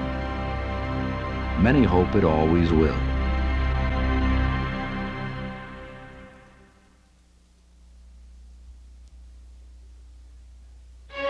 Pacific Rim National Park, where Canada meets the Pacific Ocean. The rivers drain 120 inches, 3,000 centimeters of rain a year back into the ocean. completing one of the eternal cycles that drive life on this planet. The rivers drain a land that is lush and temperate. Winters are short, summers are 9 months long, and the land stays green all year round. It is a soft and inviting land. Only small parts of the rainforest are protected by this national park. Red cedar and hemlock are nourished by the abundant rainfall. The forest obviously provides concealment for a diverse number of creatures. One of the tiny creatures that makes his way here, and not frequently seen by people, is the hummingbird. The roughest hummingbird and his mate only tolerate each other during nesting season. The male has little to do with the nest and the young. In what looks like an exercise in sword swallowing, the female regurgitates nectar into the young birds. Even though tiny, she will drive off intruders that are monstrous by comparison. Hey, 1,000 bits from The Jace. commotion may rouse mule deer fawns. Time to hidden celebrate here by their broadcast 69 An in encounter with them still style. satisfies our need Steam for a Miles. romanticized national park Smile experience, with perhaps. Steam by Peter Gabriel, baby. But the meeting of land and sea can do is that. the heart and soul of Pacific Rim National Park. And it is this interface that is the habitat for the Thank you, thank greatest you. number of species here. Tufted puffins mix freely with gulls and compete with each other for dens in which to nest. The black oyster catcher usually feeds on mussels rather than oysters, in spite of their name. Both parents care for their gangly little chick, who gets his red bill when he grows up. The pigeon guillemots are quarrelsome little birds. They try to encourage unwelcome neighbors to leave, because suitable nesting cavities in the rocks are always in short supply. Sometimes they just seem downright discourteous. The river otter is one of the seldom seen animals here, where we might expect to find the sea otter. Actually, sea otters live and feed in deeper water offshore, so river otters catch fish closer to shore and add a profound sense of wilderness to the seacoast. In Pacific Rim National Park.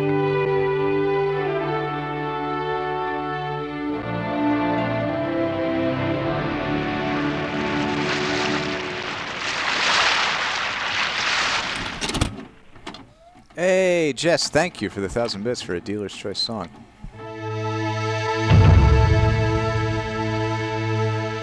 Excellent, excellent. Even further west lies Kluane National Park. It sits in majestic silence, immutable isolation, rugged, remote, resplendent. Mount Logan, Canada's highest mountain, is found here. These are the most extensive non-polar ice fields in the world. There is more fresh water locked up in these frozen glaciers than is contained in all the Great Lakes put together. The crevasses in these glaciers can hide buildings 100 feet high. These glacial arms radiate out from the central ice fields. The face of the Lowell Glacier is 300 feet high. It is 40 miles, 60 kilometers long, a river of ice, constantly moving. The shearing off of the face is called calving.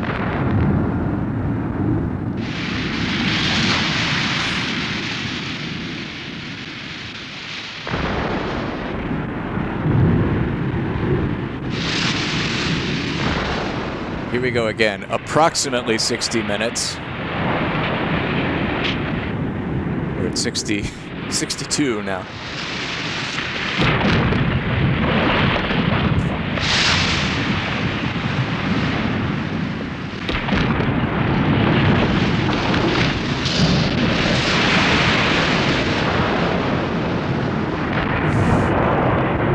It's fine. It's Questar Video that lied to us. Ooh, I hope it's 69 minutes long.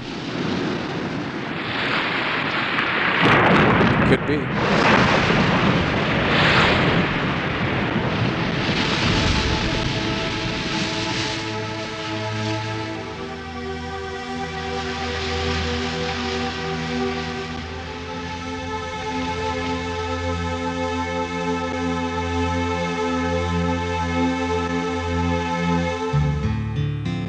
Kluane National Park is more than just glaciers and ice fields. It shares the Alaskan border with Wrangell St. Elias National Park of the United States, and together they form another UNESCO World Heritage Site, an area of global significance. Kluane is home for myriad forms of wildlife also. The wildlife most often associated with Kluane are the Dall sheep, the white sheep of the north. They stay up on the highest slopes. Late autumn is the season of rut, the season for mating.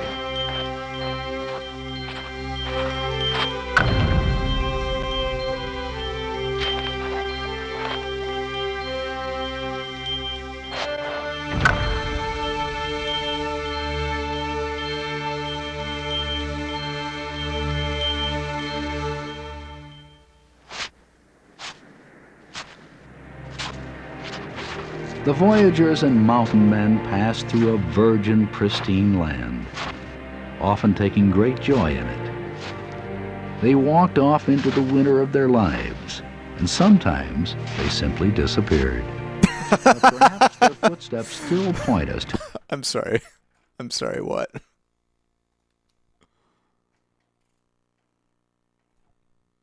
In it. They walked off into the...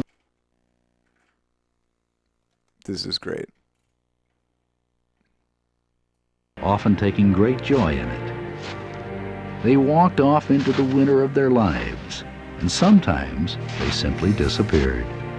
But perhaps their footsteps still point us to a land ethic. This is not the first time this some has of the happened. great wilderness as embodied in Canada's national parks. I think it was the scarf lady that disappeared too.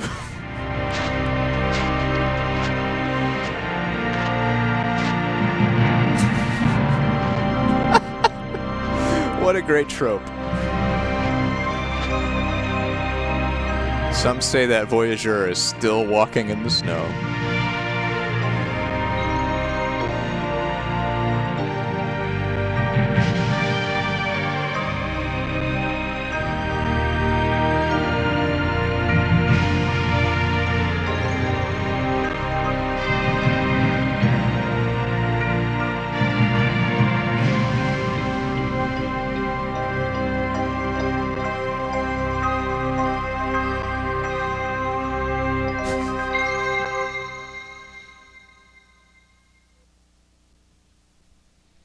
Another great Questar videotape touring Canada's national parks.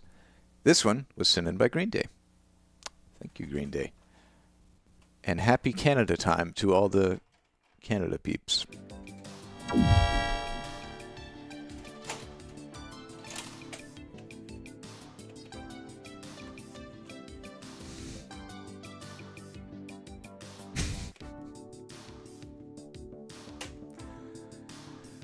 Whew. Okay. If you're ready for it, it can now be time for our celebratory songs. If you haven't heard, this is broadcast 69 of Golden VCR. We've been doing it for a bit. And it is now time for a song or two, courtesy of Jace Book and seemingly Jess. Jace requested Steam, and I'm going to follow that up with what I think is the only appropriate Broadcast 69 song to follow Steam, which is this one. All right, here we go.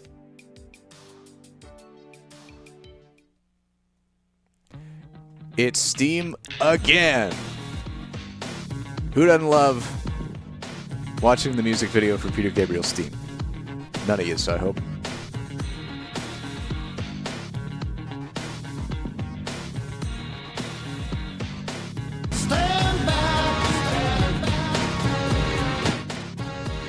Pretty good timing.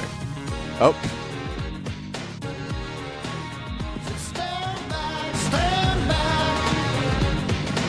Okay. Y'all are really adding some new layers into the song.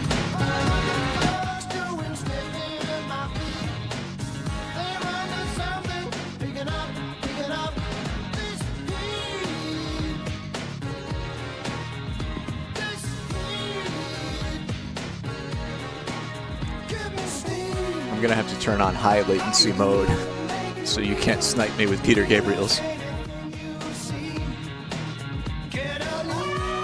Mandatory 4-minute delay between what you're seeing and what you're typing.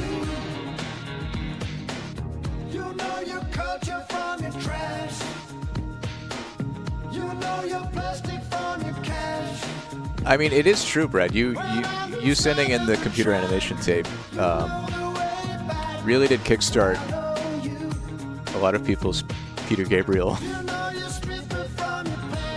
I don't want to say relationships with Peter Gabriel, but appreciation for Peter Gabriel.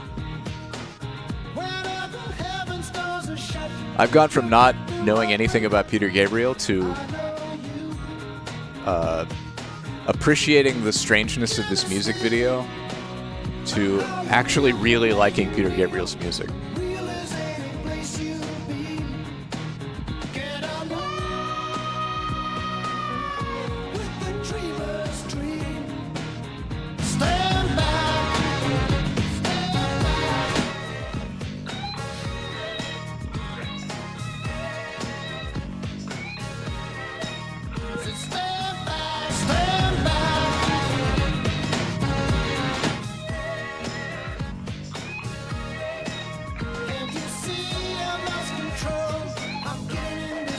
Yeah, there were too many Peters back then.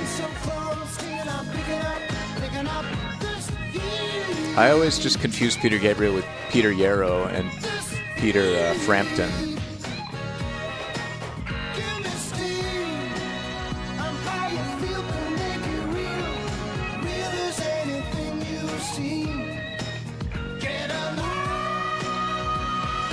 So it's funny because as a kid, I was really into Phil Collins. My mom really liked Phil Collins. And I downloaded a bunch of Phil Collins stuff on Napster, some of which was Genesis stuff. So I'm familiar with the post-Gabriel Genesis. But I've only very, very recently started listening to 70s Genesis.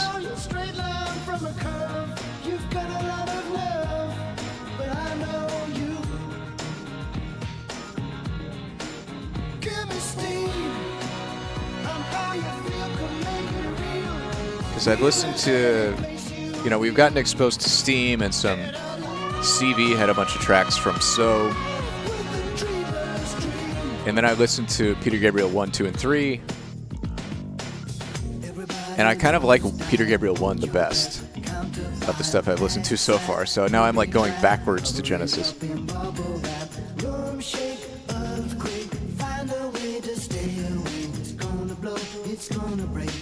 This is more than I can take.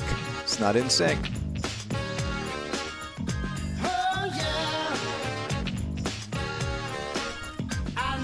I do have, also from a thrift store in rural North Carolina, Secret World Live, which does have a live performance of Steam, as well as Salisbury Hill and Sledgehammer, and Don't Give Up.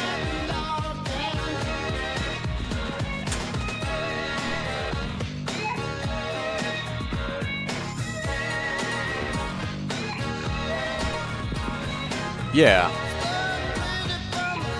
And they honestly have similar voices.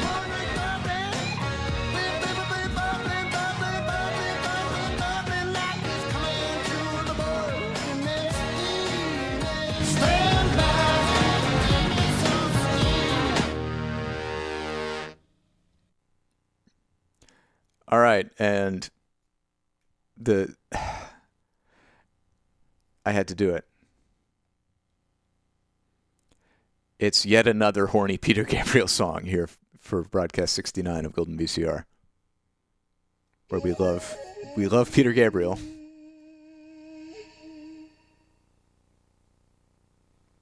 It's just very strange happenstance that acclaimed musician Peter Gabriel has become our unofficial mascot.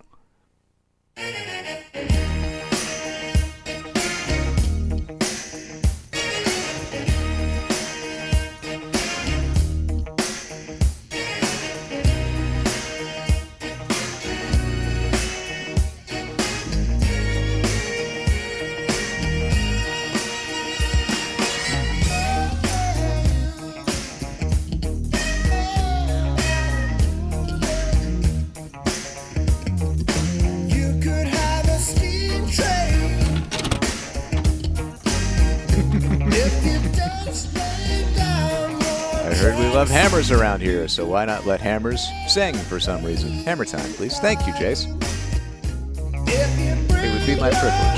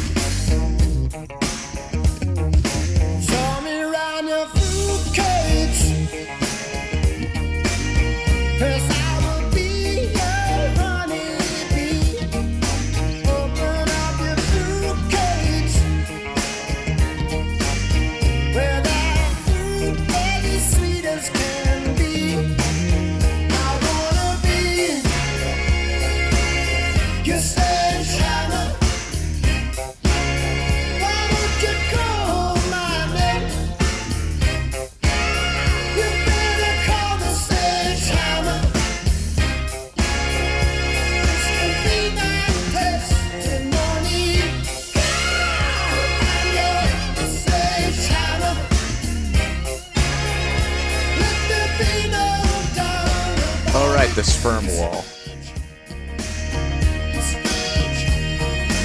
I've forgotten about the whole claymation part of this.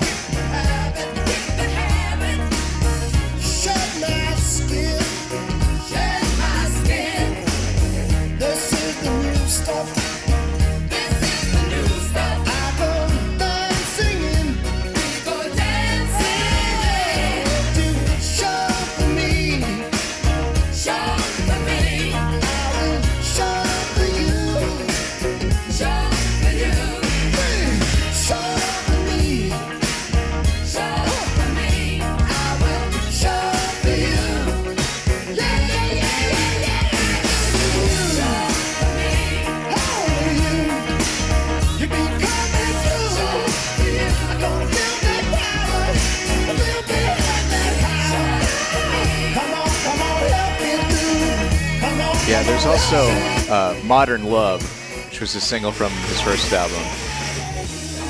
It's also very horny.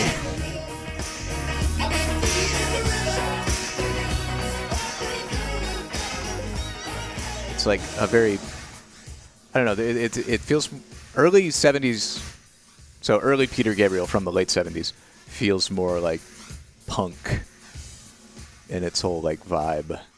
He just feels very, very like unhinged and not giving a shit and just full of energy. Okay. It's time now for Hammer Time. Thank you, Jacebook. Give it up for Jace. I like how we started. The original conceit of Golden VCR is, let's watch old tapes, and then we're just slowly morphing into 80s MTV.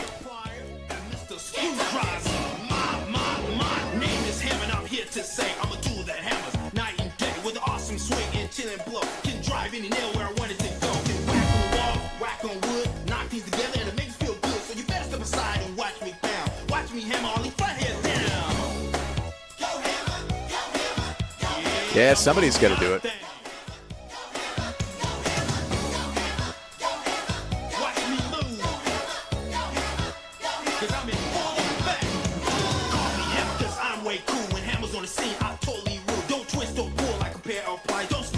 I do have a tape with an episode of Road Rules on it. It's like in the closet.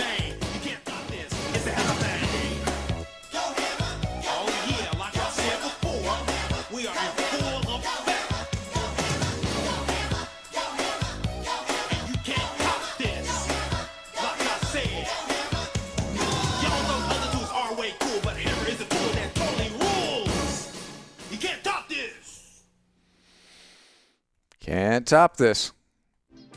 All right. We really picked up some steam here. We're moving today. We got our mystery tape. We got our Canada tape. We got our Peter Gabriel segment. What's next?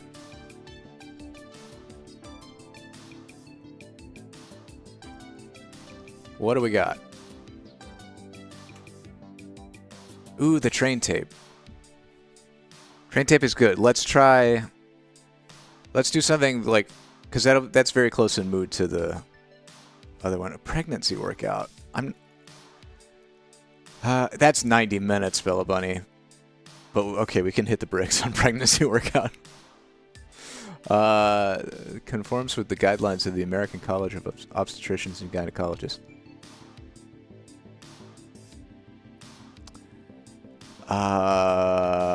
Sure.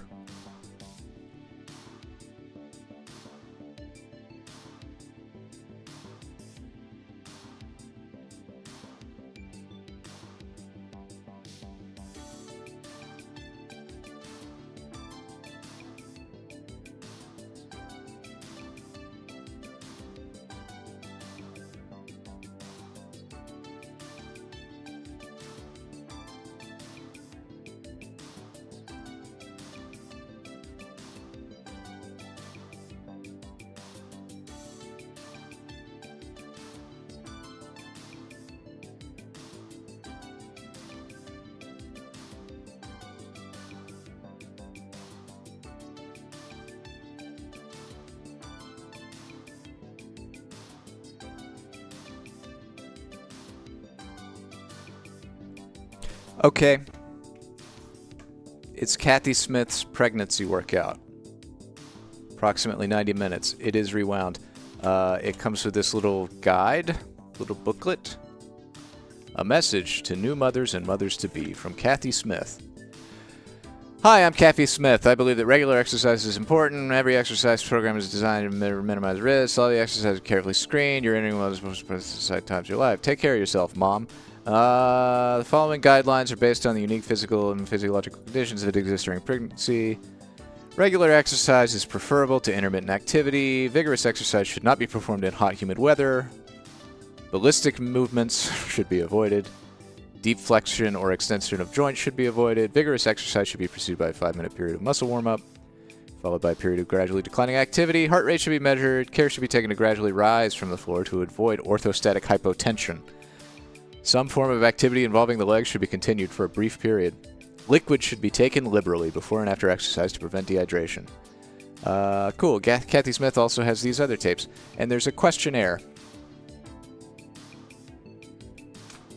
There's a lot of information on this booklet. Let's get into it. This is too much information. Here we go. it's time for Kathy Smith's pregnancy workout. This is, I think, the first Kathy Smith tape that we're watching. We have many of them. I'm not going to set up the camera and work out with this. I'm not pregnant, so I don't need to work out. America's commitment to staying in shape is stronger than ever, but it's hard to know which exercise program really works. Promos. That's why I've developed a special fat-burning workout that taps into your body's fat stores and actually fuels your metabolic engine. It's a lifetime means for permanent weight control, all in a fun, smooth-flowing routine. So whether you're an experienced exerciser or you're just starting out, my fat-burning workout is not only fun, it's also effective. With Kathy Smith's fat-burning workout, only from Fox Hills Video. This is the perfect 80s Starting Out workout is tape. an It's invigorating aesthetic, though. aerobics program with important health tips and body checks to keep the workout safe. Plus, I've incorporated a unique concept of body awareness into the program because learning the basics of your body, like posture awareness, is as important as the workout itself. With 4 platinum videos behind her, Kathy Smith is a proven video superstar. With your support, Starting Out will make its mark as the beginner's best companion for a great home workout. Starting Out, the real beginner's workout. Only from Fox Hills Video. How is Babby formed? How Kathy get pregnant? Kathy Smith's 3 platinum workout videos and best-selling books have established her as one of America's leading that graphic. fitness experts. I want that graphic. And Kathy continues her reign in the video spotlight with a winning workout that reshapes the body, improves cardiovascular endurance, and builds lean, taut muscles. Viewers stay enthusiastic with Kathy's great motivation tips and a sensational music soundtrack. And special consumer discount coupons are included with each video. Oh, that dude in the back is so Join excited. me in my best-selling video yet, Kathy Smith's winning workout. Hey, Green Day, thank you for gifting 5 subs. Sweet. Very kind of you. Was this was sent in by the Bella Bunny. I had to check. Oh boy. Oh boy. Oh yes. All right. Hell yeah. I'm so glad we did this tape.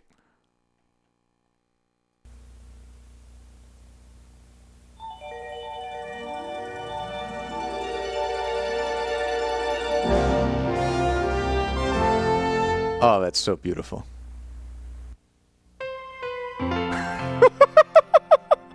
I'm sorry, this image is great too.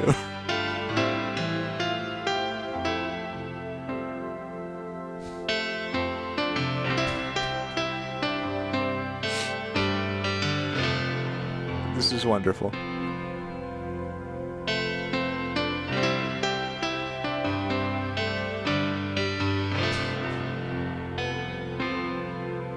They're all touching. What is this? Is a very low energy intro for a fitness tape. Oh my god. I love it. It's very wholesome. They're all just very, very pregnant. Oh, here we go.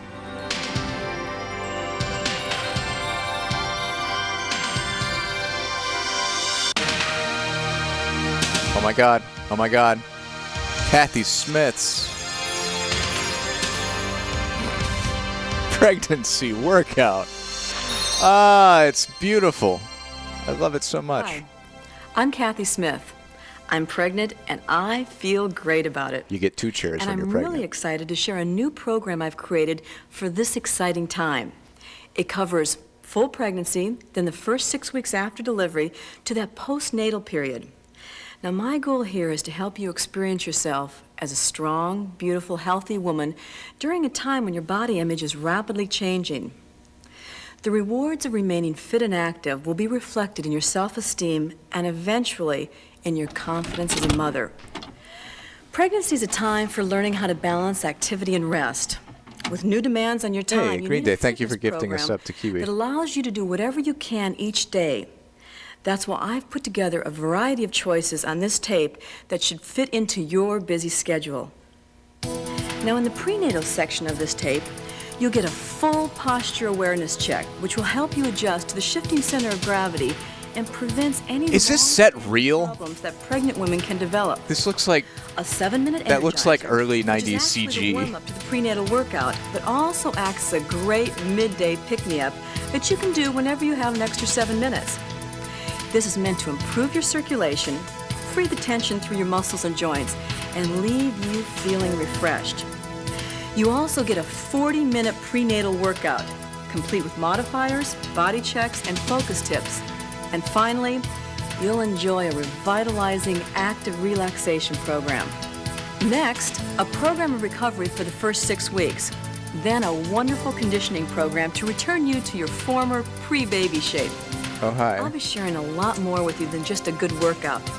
Vital information from doctors, childbirth educators, other women, and friends. You're going to feel great and have more fun moving this amazing body of yours than you ever thought possible.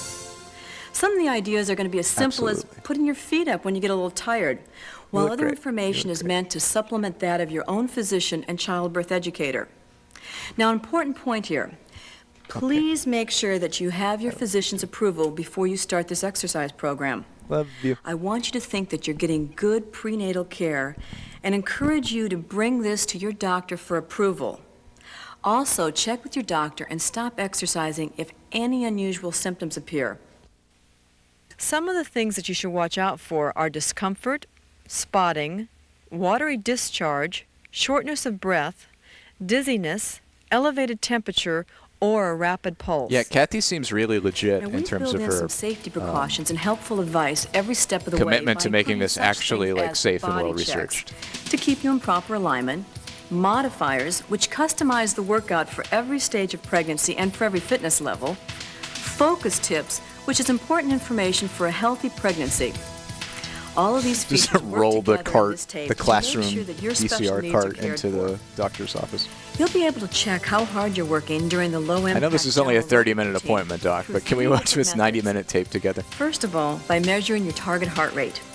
Be ready to take your pulse on your neck or on your wrist.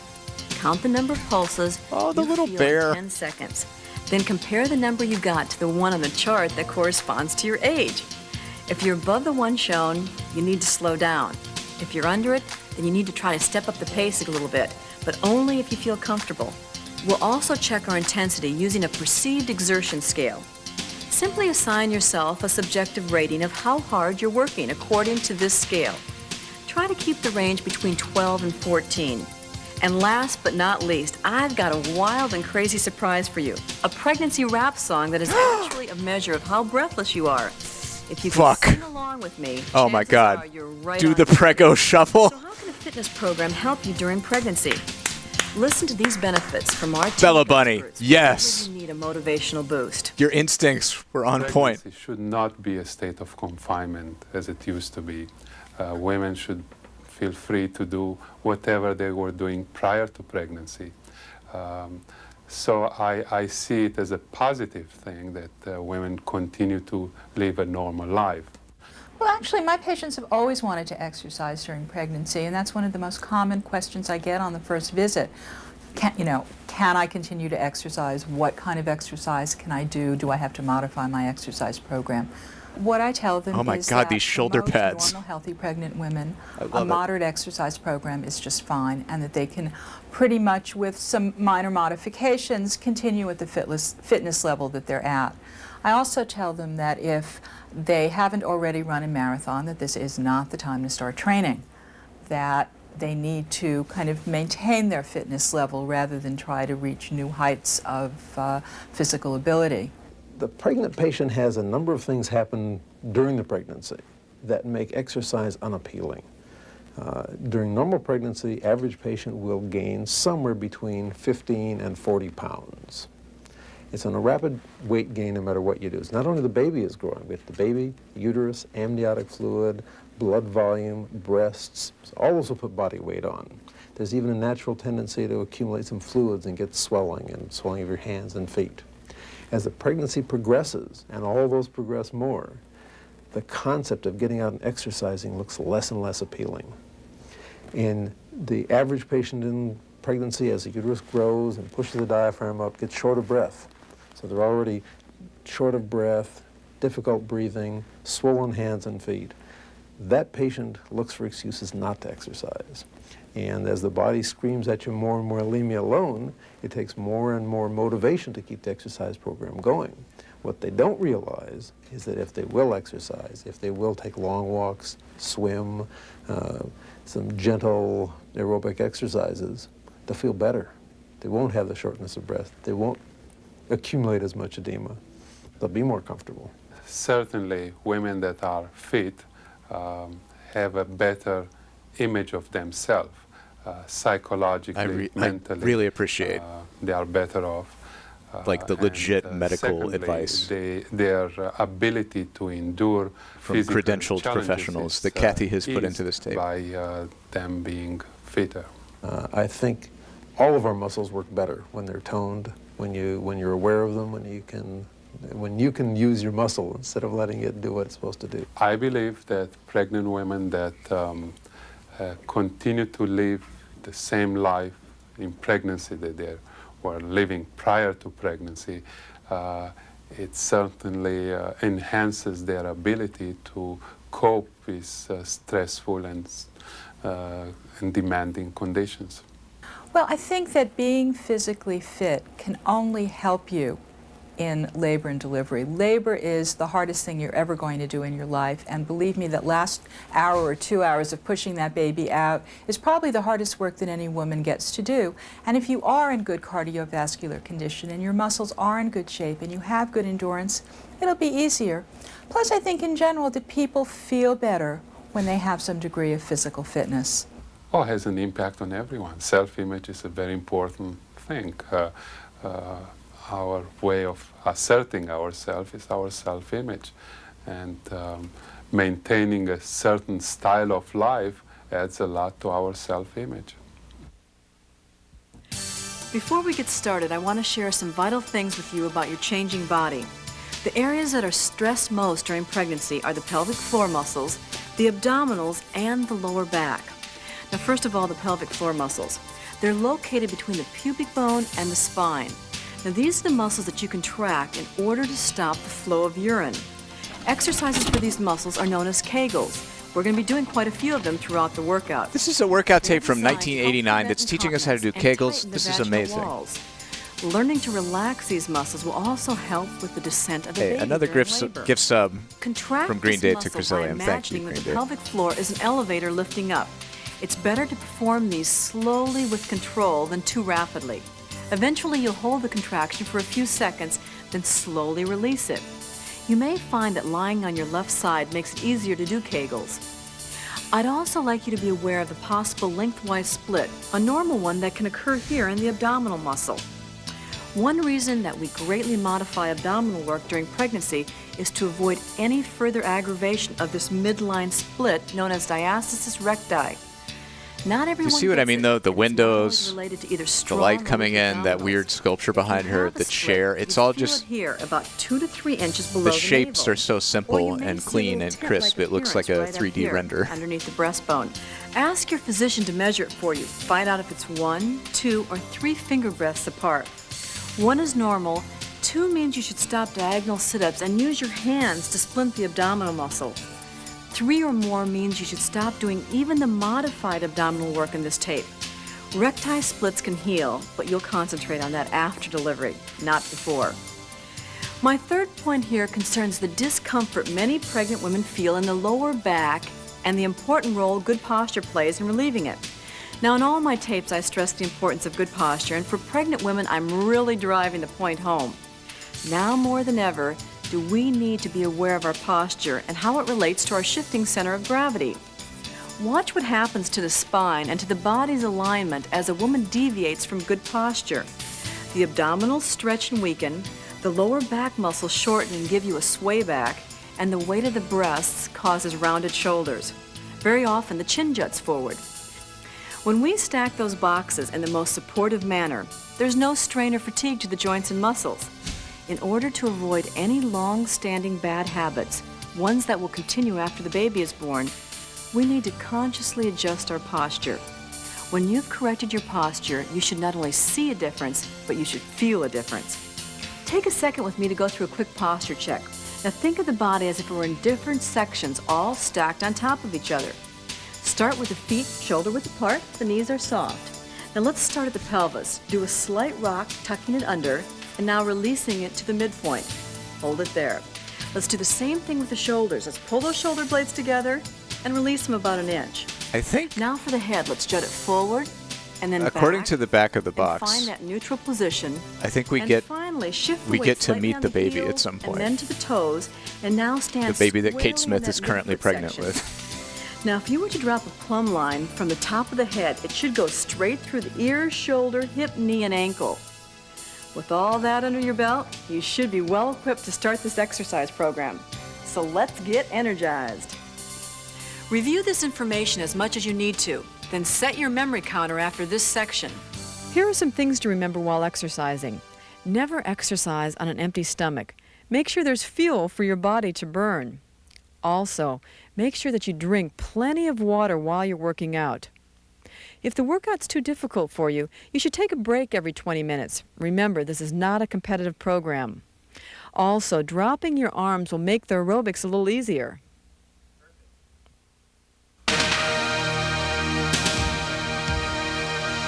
Kathy Smith's pregnancy workout.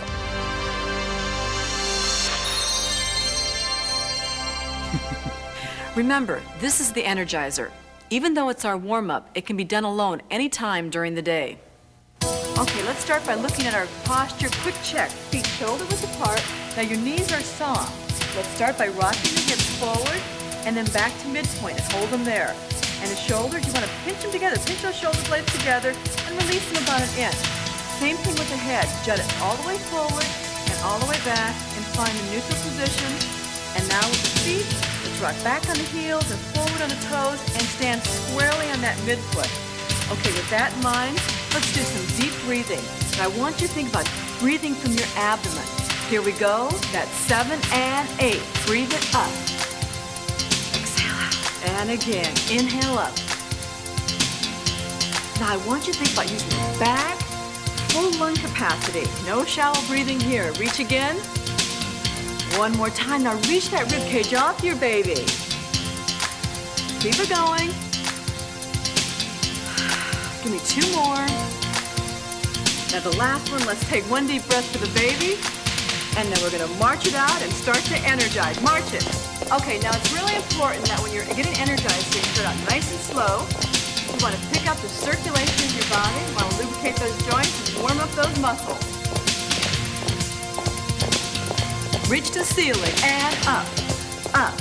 Exhale out again, reach it up and up and exhale out. Okay, so Kate is the one in this video. Exhale out, last set, up, up. No, we're Kate just Smith, side to not side. that Kate Smith. And side, 2, 3, 4, 5, 6. Give me another 8. Now keep those hips square. Don't rotate them from side to side. And 5, 6. Step touches, here you go. Take it, step, touch, nice and easy. To get warmed up, you need to use those legs. Make the motion a little bigger. 4 more. Now we're going to do the same move, but take it forward and take it. 1, 2, 3. Now side to side, hold it here. Take it back and back. 2, 3, side to side, hold it here. I'm following along in a chair. I don't want to deal with the fact that my camera won't frame me correctly, or the fact that I'm wearing jeans, or the headset that's all tangled up and tethering me. Okay, going forward again, but arm circle forward. Take it forward. Picking up the intensity slightly, side to side again. Listen, I'm just... my confession is that I'm simultaneously with showing these tapes, I'm doing web design. Last time forward. I'm writing CSS. Back again, back. I'm trying to maintain a life while also maintaining a 15-hour-a-week hobby of streaming videotapes. Problems.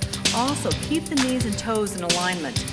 And up, down, again. Reach it out, Up. Give me 2 more sets. Last time, reach it nice and tall. Let's do the same thing on the other side, starting down and down. Take it down. Yeah, it's a struggle. 2 more sets. Last time. Let's go back into our lunge, a little deeper this time. Lunge, side to side. Now we're going to start into a back sequence. Let's hold them. Keep still and warm up the shoulders. For those in advanced months, you may want to stand up a little straighter. It really is. And I haven't said it in a while, but the people who, subscribe and cheer for songs and cheer for ghosts, that stuff really does help a lot. Like making this a feasible hobby, even if it's not a consistent full-time income. I really enjoy not having to do it as a job. Lower back by rounding it. Round to 3. Because I think that changes a lot of things. Again, round, 2, 3, and release. Don't arch, just round, 2, 3, back to neutral, and round, 2, 3. Think of tucking the pelvis under. But like that said, people chipping in with support is really amazing because it makes it sustainable in a way that I would not be on broadcast 69 without all of you. Now round it up. Take it up. And without all of you just, showing up and watching and having fun with it. Left, right, give me 8 more. Take it side to side. So, thank you all. 4 more. 3. Let's go to our first Kegel exercise. Contract. 2. Release. 2. Again, contract. Think of that pelvic floor. And again, contract. I am doing the Kegels. Release. One last time. Concentrate inside. Inside, rock the hips forward and back. Rock it forward, release. Now don't arch the back. Just release to a neutral position. And again, 4 more. 4 and 3, 2. Now the arms come up, straight in front of you. Take it up and down, and up and down. Nice and gentle. Okay, let's add a round upper back to this. Round the upper back. Extend through those shoulders. Reach and stretch, starting to warm up the upper back. Now the pelvic tilt with it. C shape. Think of real big C shape. 4 more. Last 4. 3. Last 2. Last 1. Now a little combination. Take it out, over, round it up and lift. Again, round and shoulders back. Round. Again, take it round, shoulders back, lift to the ceiling. Last time. Down, back, into our C shape. Here you go. Take it out.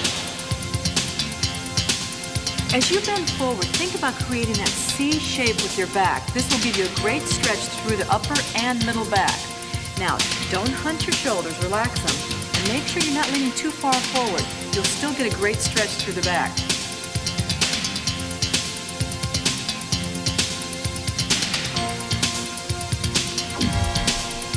Lift it up. Drop it down, shoulder roll, take it right, left, really pull those shoulders back. Now lunge. Don't do explosive exercises. 5, 6, 7, now the elbow comes back. Far. Ballistic movements, aka jerky or bouncy motions, should be avoided. Exercise should be done on a wooden floor or a tightly carpeted surface to reduce shock and provide a sure footing. Across the body and take it across. Back to lunge. Keep the knees behind the toes as you lunge. This will prevent any knee problems. Also, keep the knees and toes in alignment. Hold it here. God, this is like Super Metroid synth bass. I love it. Reach the ceiling. Reach it up and down. Again, the arms don't go behind the head. Reach them forward and up. Now bend and straighten. And bend the knee and straighten. Warming up the ankles. Trying to move. Up, down, and bend. Straight. Now don't throw those arms behind the body. No arch in the back. Keep them in front of the head. I'll be honest, I would be skipping ahead by now, but this music is too good. Hold that calf stretch. Press the heel into the floor. Hips are pressing forward. Now let's switch and stretch out those hamstrings. Leaning forward,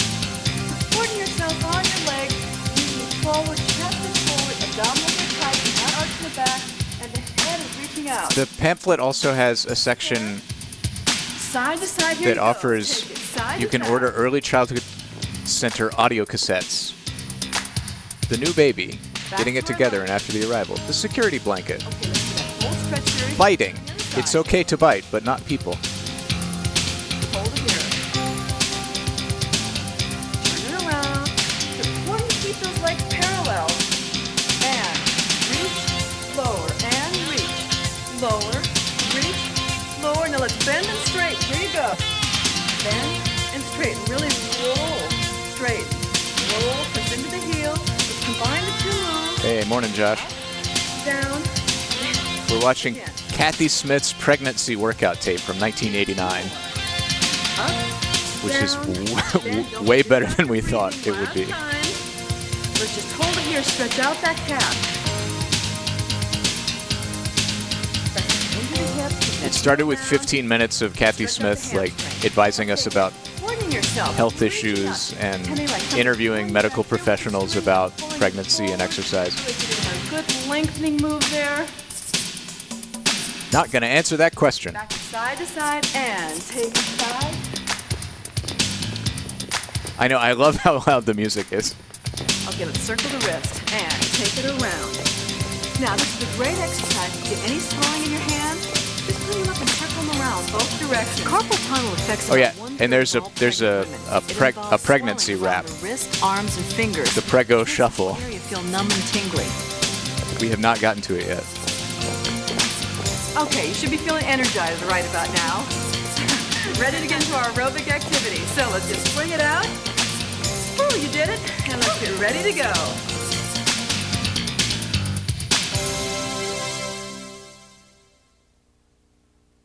Okay, let's get ready for some aerobics. Here we go. Side to side, side to side. I think we're still in the Spasm in the prenatal groin area may stage. occur with any rapid twisting motion, especially with the hips. Now this is normal and it may come and go. The spasm's occurring in the round ligaments that support and align the uterus. You can prevent that pulling sensation by not doing any sudden twisting movement. Take it forward. 2, 3, slide it back. Slide it 1, 2, 3, take it forward again. Snap it. 2, 3, and slide it back. Slide 1, 2, 3. Now one arm forward. Take it forward. And slide it back. Now you don't have to drop those shoulders too low. Keep it back. Quest mission. Forward. 2. Really reach up off that baby. 1, 2, 3. One arm again. Now 2 arms back. Really lift.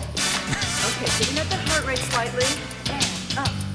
2. Yep, that's Samus. And up. 2 more sets all the way through. And back. Would you like to hear a personal note on parenting from Kathy Smith? Both arms back. Let's just swing it out. Instead of a hip swing, if you're feeling uncomfortable in the hip or groin, try a simple heel shift from side to side. Grapevine to the side. And 1, 2, 3, and cut. Foot looking. Use the leg. Foot looking. Get into it. Hashtag foot looking. Let's add a new arm. Up to the side. And reach. Down. Reach. Okay, if you're feeling limited at all, drop the arm. Now let's hold it right here. Take it side. 2, 3. A personal note on parenting from Kathy Smith. My new daughter, Kate, is a healthy, happy baby, and I'm so proud of her. She's always learning something new and teaching her mommy new things, too. Sometimes, as a brand new mom, I have to admit some of Kate's behavior puzzles me.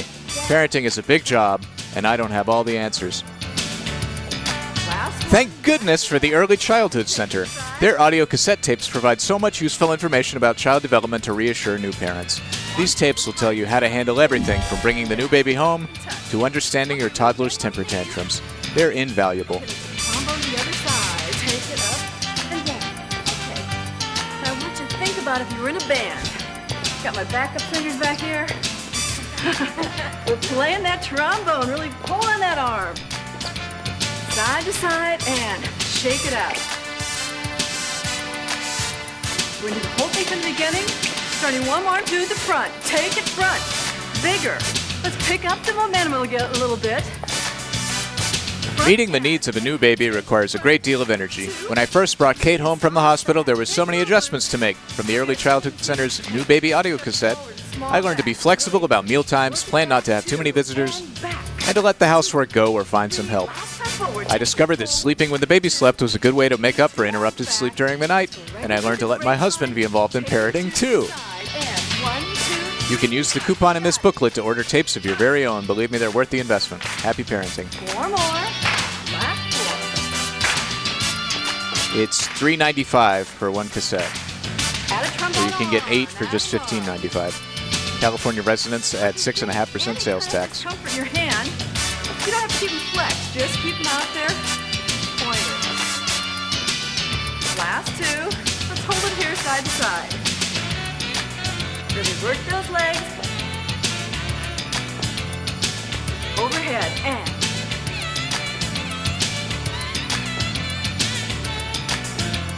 ready for trombone. Take it down. Up, down, up, down, up. Step. I'm loving this music way too much. Last 2, back side to side, and take it side.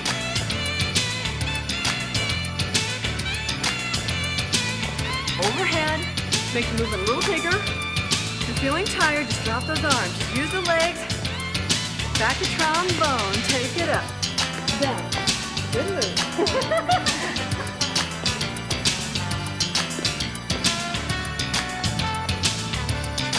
2 more. Side to side and shake it out. Okay, so let's get ready for our first heart rate check. Let's take a pulse here on your wrist or on your neck. Now count the number of pulses you feel in 10 seconds. Ready? Begin.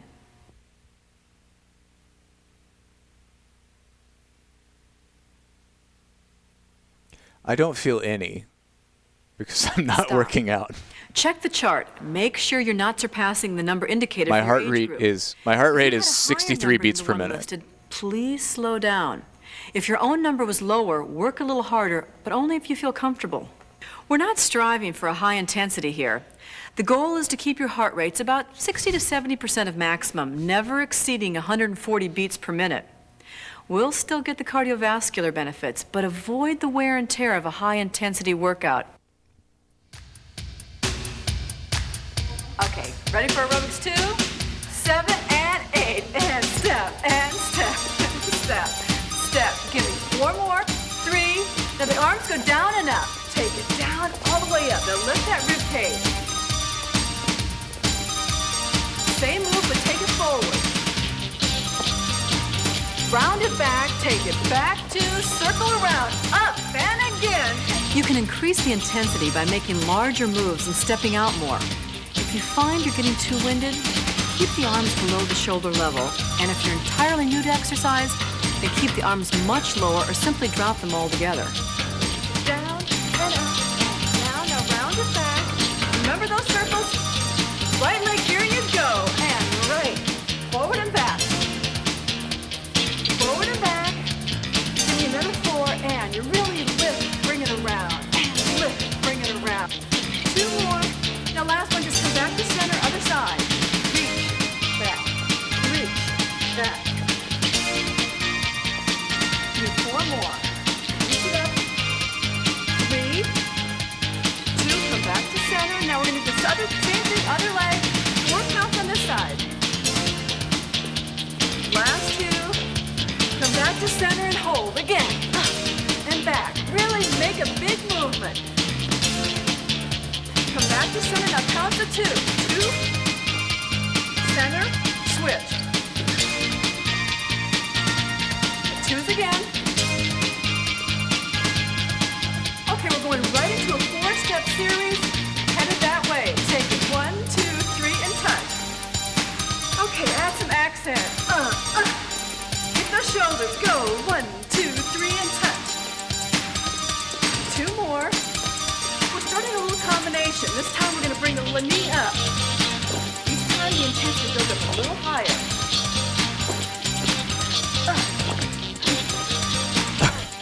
I love it. I think the design of the set is Push the arms out. And exhale. it's ineffable. I can't describe it. Four more. Last two. It's just so 1989 workout tape. Up and out. Up and out.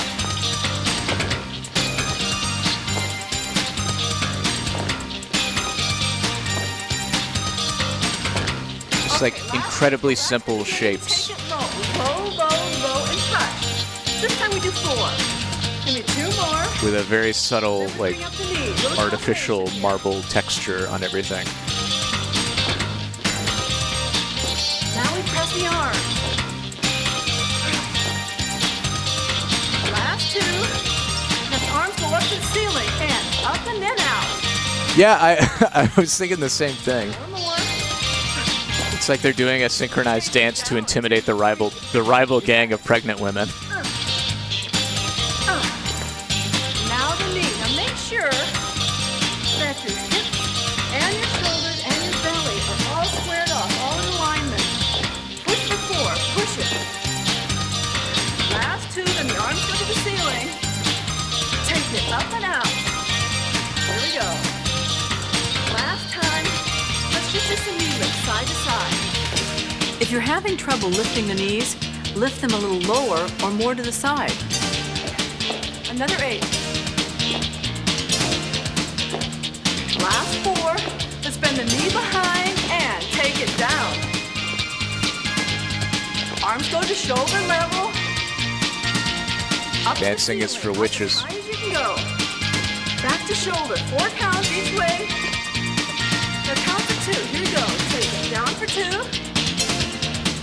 Okay, I want you to reach side to side a little bit more. Reach with those legs. 2s again. Okay, singles in all 4 directions. You got it. Big step. Big Look step. at those stark shadows. Keep going. Now, if you're getting a little bit tired, just drop those arms. Just keep the legs moving. This is some real cinematography here. Step behind. Step behind. Now reach in front of you. Now reach to the ceiling. And front again. You got the pattern. First it. Down. Really reach. Out. Really reach. Up. All the way through. Take it down. And out. And up. Last time all the way through. Bring it back down again and just shake it out side to side. This is really making me want to go do some aerobic exercise. 4 more. But I would have to get pregnant soon first. And circle around and touch. Circle, yeah. And that seems like a lot of effort. Up there. Really move it across the floor. Okay, let's take that same move. What I want you to do is make it a little bit bigger. And here we go. Round and up. If you're uncomfortable with this little hop, try taking 2 little steps to the side. Half 4. I only have this tape in front of me. I can only do pregnant workout. Now, you ready for a rap song? You guys ready? The rap song. Now they call this work and they call that labor. Okay, hell yeah. Are you guys ready? Now they call this work and they call that labor, but it's all great fun. Just grab your neighbor. No need to jump, no need to scuffle. On, sit on down and do the Prego shot. Do the Prego shot. Do the Prego shot.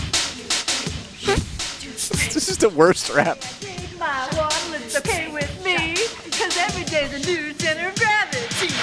You'll get much more from your pelvic floor when you pass on the bagel into one more kale. Now let's visualize those big baby eyes and then give a big hug to the #1 bug. Now, before you continue, make sure that you can carry on a normal conversation without getting winded. This is our last aerobic song. The pace will come down gradually, but continue to pace yourself as you need to. And out, and out, and out. Keep it going. Same legs, press the arm down. Okay, let's take those two moves and combine them. Take them out, then down and out. Really full range of motion. Press them out there. And bend and press. Take it side, down. Okay, diagonal arms and up. 4 more. Okay, give me another set of 8. Here you go. We're gonna take the same move and now just move it forward and 8. Take it forward, 2. Now use those other arms and come on back. It goes out and then down. Out, go forward again. Whoops. Take it out and down. 2 more sets. Take it forward again. Take it back. Now big movements. Last time, forward and up. Now if you're getting tired, just remember, drop those arms and take it back. 2 counts to the side. Take it 2, then switch sides. Switch again. I'm making a poll Keep it going. Press into it. to solicit opinions on whether we should hit the bricks in a few minutes at the end of the segment. Move it. Add another move. Take it across the floor. Keep in mind, Out and down and out and touch. you can just, Across the if we don't hit the bricks, we can just sit here and enjoy this music. Take it across the floor. Great. Press for 2. Move it across the floor and out. And move it. Really move it. Last 2. Okay, let's pick up the intensity with some knees. 2 to the side. There could be more rap segments. It's true. Pull those knees out to the side.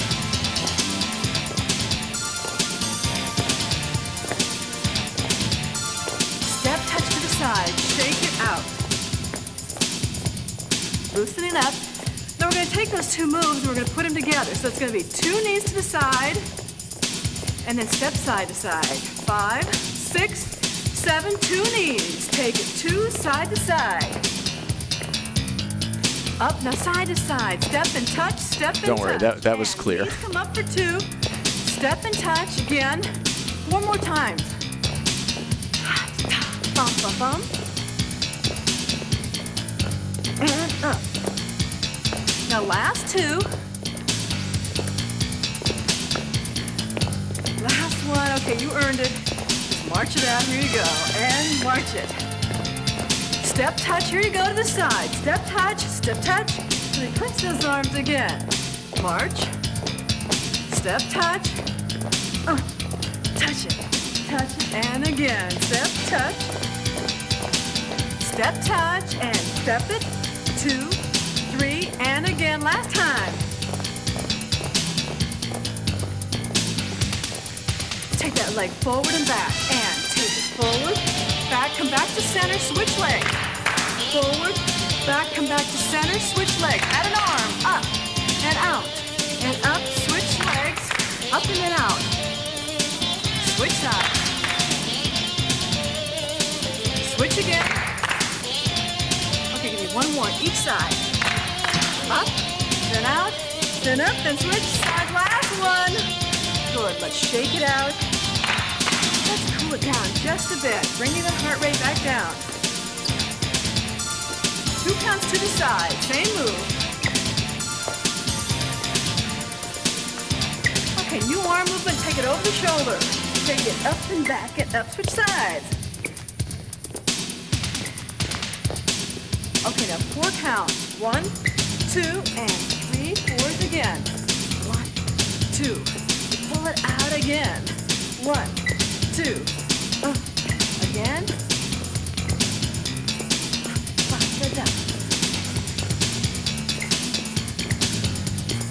Almost there, you guys.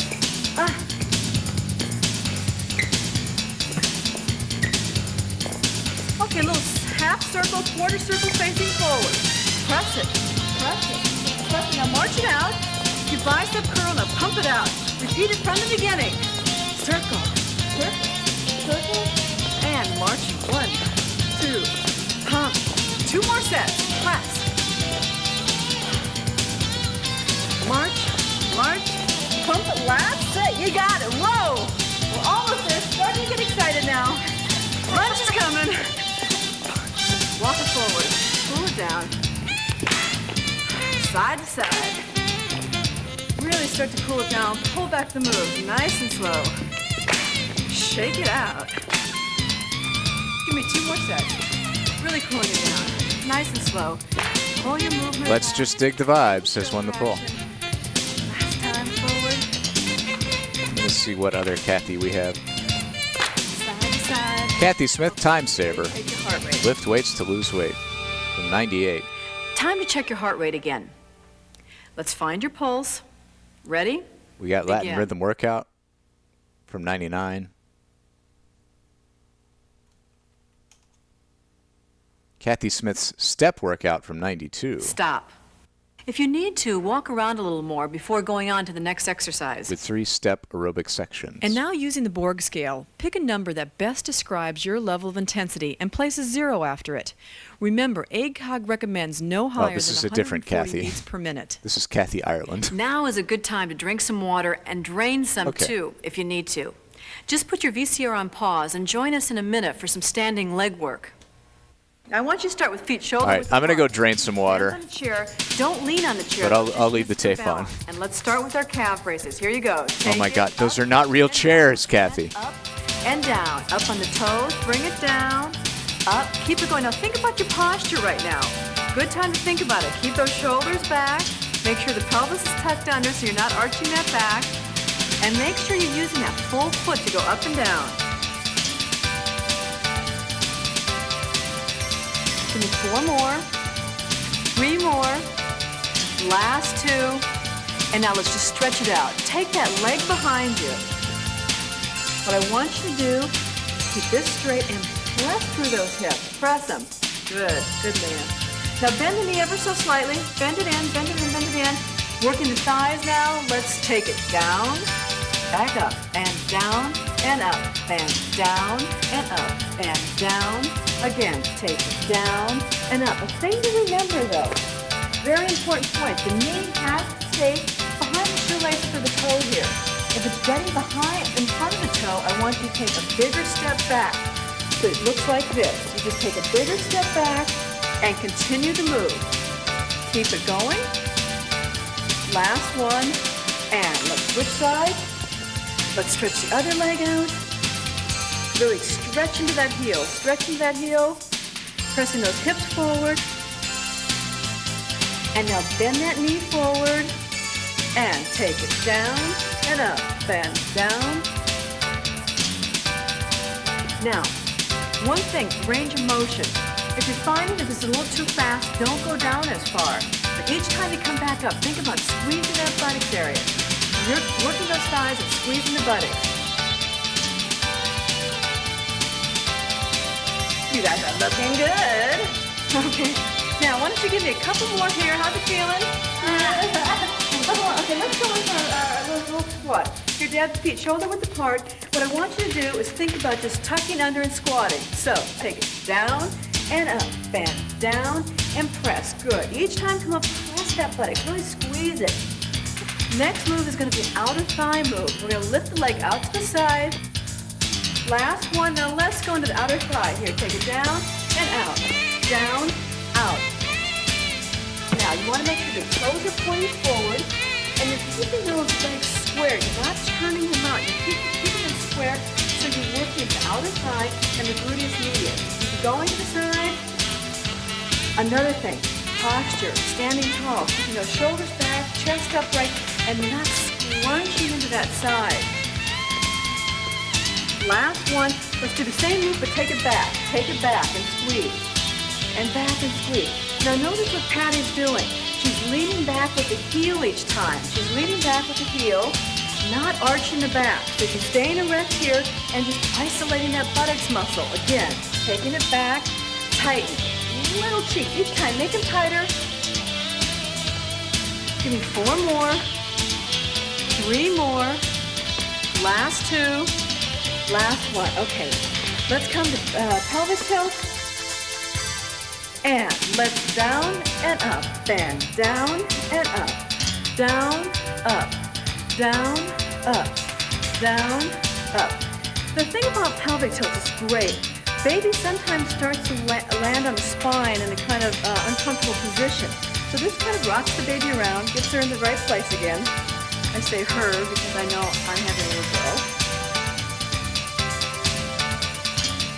Last two. Okay, it's a good time to think about a Kegel. So let's turn out and Kegel, 2 and release. 2 and contract for 2 and release. Now go within, think, tighten, tighten and release. One more time. Think about it. Now for the pliés. Take them down and up. And again, take them down and up. Now notice Allie's, you got a big belly up here. You gotta really think about keeping that pelvis tucked under, taking that arch out of the back, keeping your shoulders relaxed. When you lower yourself in the plie, make sure you don't fully relax the pelvic floor muscle. If you feel too much pressure there, you may just want to do pelvic tilts instead of pliés. Let's stretch the whole thing out. Okay, you deserve this. Let's take back, one leg back, and press into that heel.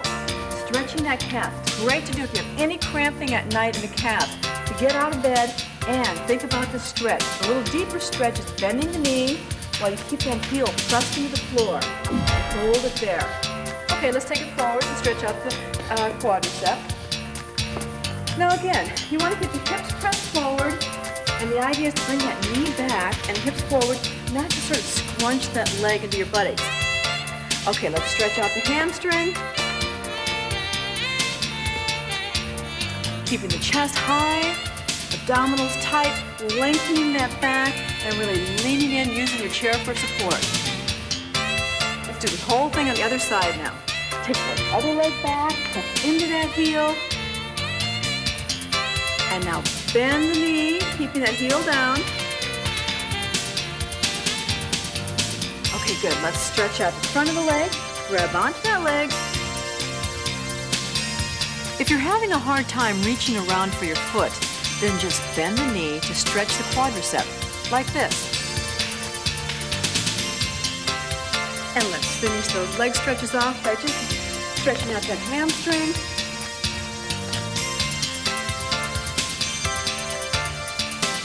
Okay, good. Supporting yourself on a chair, let's walk away from the chair. Feet are shoulder width apart, your knees are definitely bent. You're leaning forward, you kind of stretch out the back and shoulders. Reaching, keeping that head in line with your body, keeping it between your shoulders, between your arms. And let's get ourselves back up by supporting yourself on one leg and then the other, and rolling up one vertebrae at a time. Good. And now let's get ready for some arm work. Shake it out. Now we're ready for arm work and upper body strengthening. If you've been using light weights, grab them. Otherwise, this is not the time to start working out with weights. Okay, let's get in position. What I want you to do, support yourself on your chair, feet apart. Now, make sure that you have your back straight, your knees are soft. Here we go, working the back. Bring it out to the side, then down, and side, and down. Now, we're working that shoulder as well as the back here. I really want you to think of pulling that shoulder blade in. It will give you that great posture. 2 more. Last one, now pull it back and down, and back and down. Back, and the elbows a little closer to the body, and we're working more of the lower back, the lat now. It's important to keep those abdominals up again. Okay, let's add a movement to that. One more time, and take it up, extend it back, bring it in, drop it down. So now what we've done is we've added that tricep motion. What we're working is the back of the arm, and that's the part that tends to get real wobbly, so you really want to concentrate on that extension. So you take it up, extend, lower, and down. Keep that elbow high right here, extend, lower, and again, take the elbow nice and high, extend, lower, give me one more, last one, good. And let's switch sides. Let's do the same thing on the other side. Okay, we're pulling it out to the side. Here we go, and take it out, and down, and out. Now again, we're taking the elbow out to the side, trying to pull that shoulder blade in. Now it's important that if you've never used weights before, you don't start now. But if you've used weights, it's a real effective way to tone all these muscles. Give me one more, now take it back. Take it back and down, back and down, back, down. Again, really pull it and control that down. No, don't drop it down, control each motion. Give me one more. And now let's extend it back. Combination move into the tricep.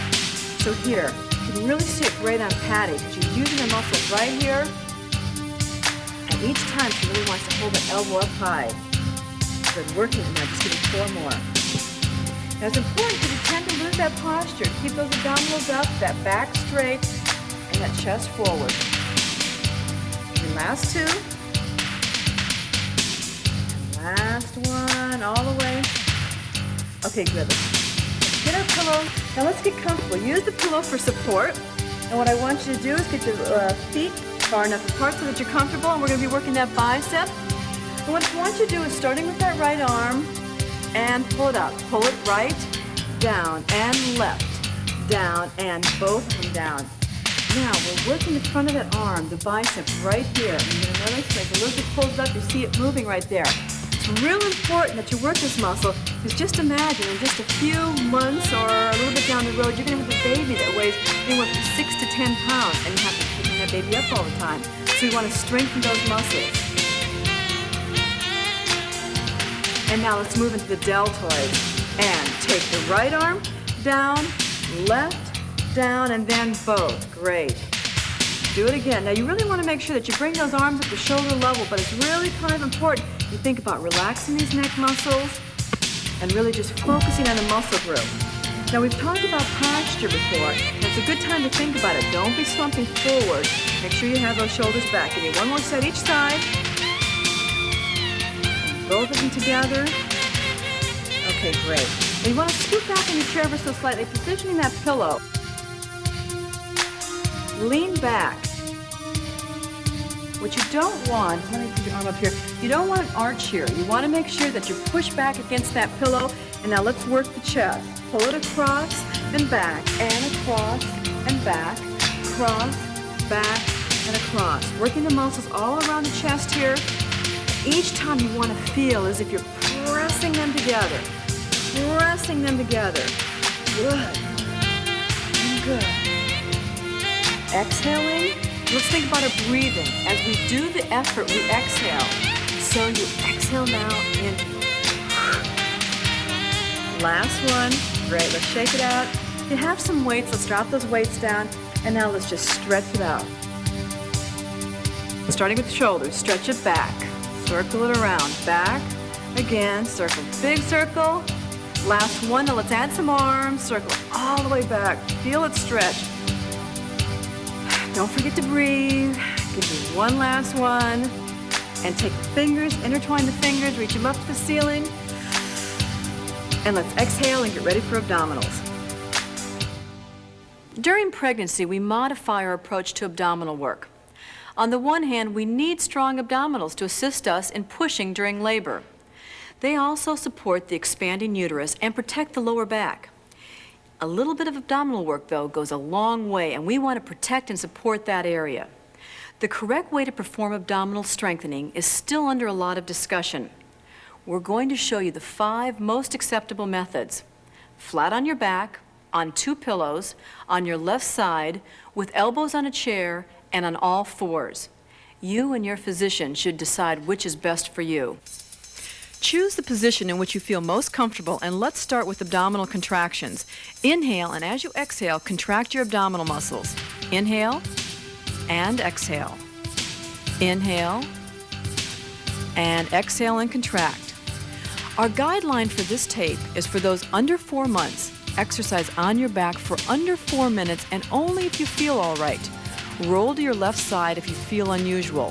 For those women 4 months pregnant and up, don't exercise on your back. Inhale, exhale and contract. And last one, inhale, exhale and contract. With the same breathing pattern, contract your abdominals and bring your chest toward your hips. Contract and release, contract. If you're feeling too much pressure on your wrist in this position, you may want to place your elbows on a chair. And continue to contract and release. If you're on your back, lift your shoulder blades off the floor. In any of the other positions, round your back as your abdominals contract. Contract it, and now release it, and contract, and release. Next exercise. Start with Kegel and pelvic tilt. Now contract the abdominals. Release the pelvic floor, and now release the abdominal contraction. Again, Kegel and pelvic tilt, contract the abdominals, release the pelvic floor, and release the abdominals. The purpose of this exercise is to learn control of the pelvic floor while contracting your abdominals. Again, contract the pelvic floor, contract the abdominals, release the pelvic floor, and release the abdominals. Kegel and pelvic tilt, contract the abdominals, release the pelvic floor, release the abdominals. Kegel and pelvic floor, contract the abdominals, release the pelvic floor. Not my chatbot. I really need to fix that. Kegel, pelvic tilt, contract the abdominals, release the pelvic floor, release the abdominals. I just have to restart the bot because it does not automatically reconnect, as it should. Let's get ready to cool it down and stretch. We're going to start on all fours. Hooray. This is Let's start with the cat stretch. Hibiscus and rose hip. Back up and feel a stretch through the lower, middle, and upper back, and hold that I would stretch. not normally buy it. I didn't buy it. Haley's dad bought it. Now release it back down to a neutral position, making sure not to arch the back, but just to a neutral position, and then again round it up like a cat, It's dropping that pretty head good. forward. I don't know. And again back If to you've ever neutral taken position. vitamin C pills And round that as you have exhale, rose hip, dropping the head and feeling the stretch extract through in the them. back. That's what it tastes like. And one last time, round It's not bad. and release. Now let's grab a couple pillows for support. I also got a and couple of separate the digestive legs wheat biscuits. as we lean forward, supporting ourselves on the pillow, and get ready for a couple Kegels. So think about the elevator floor, and think about contracting up and holding, and release. And now again, contract up and hold it, and release it back down.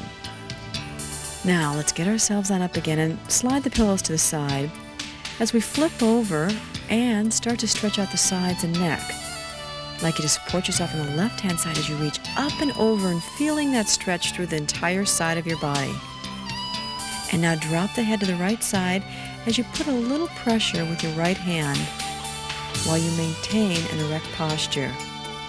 And again on the other side, reach up and over, supporting yourself on the right-hand side as you reach up with the left hand toward the ceiling and then over slightly. Now let's stretch out the neck.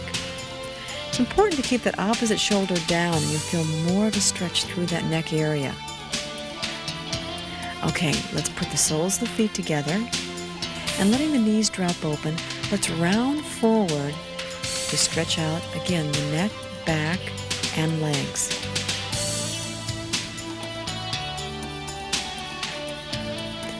Let's extend the left leg and pull that right leg in, and keeping a slight bend in that left leg just to protect the lower back. Hold a stretch there as you reach forward with the chest toward the toes.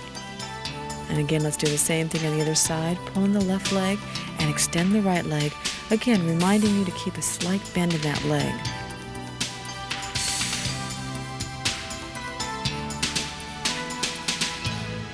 Let's take a deep breath, inhale.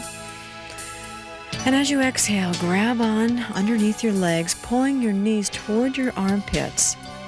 Now, We're at this is a 63 great minutes stretch now. that will really help you out during the pushing stage of your labor. It's 90 minutes, but it says approximately Hold 90 that minutes.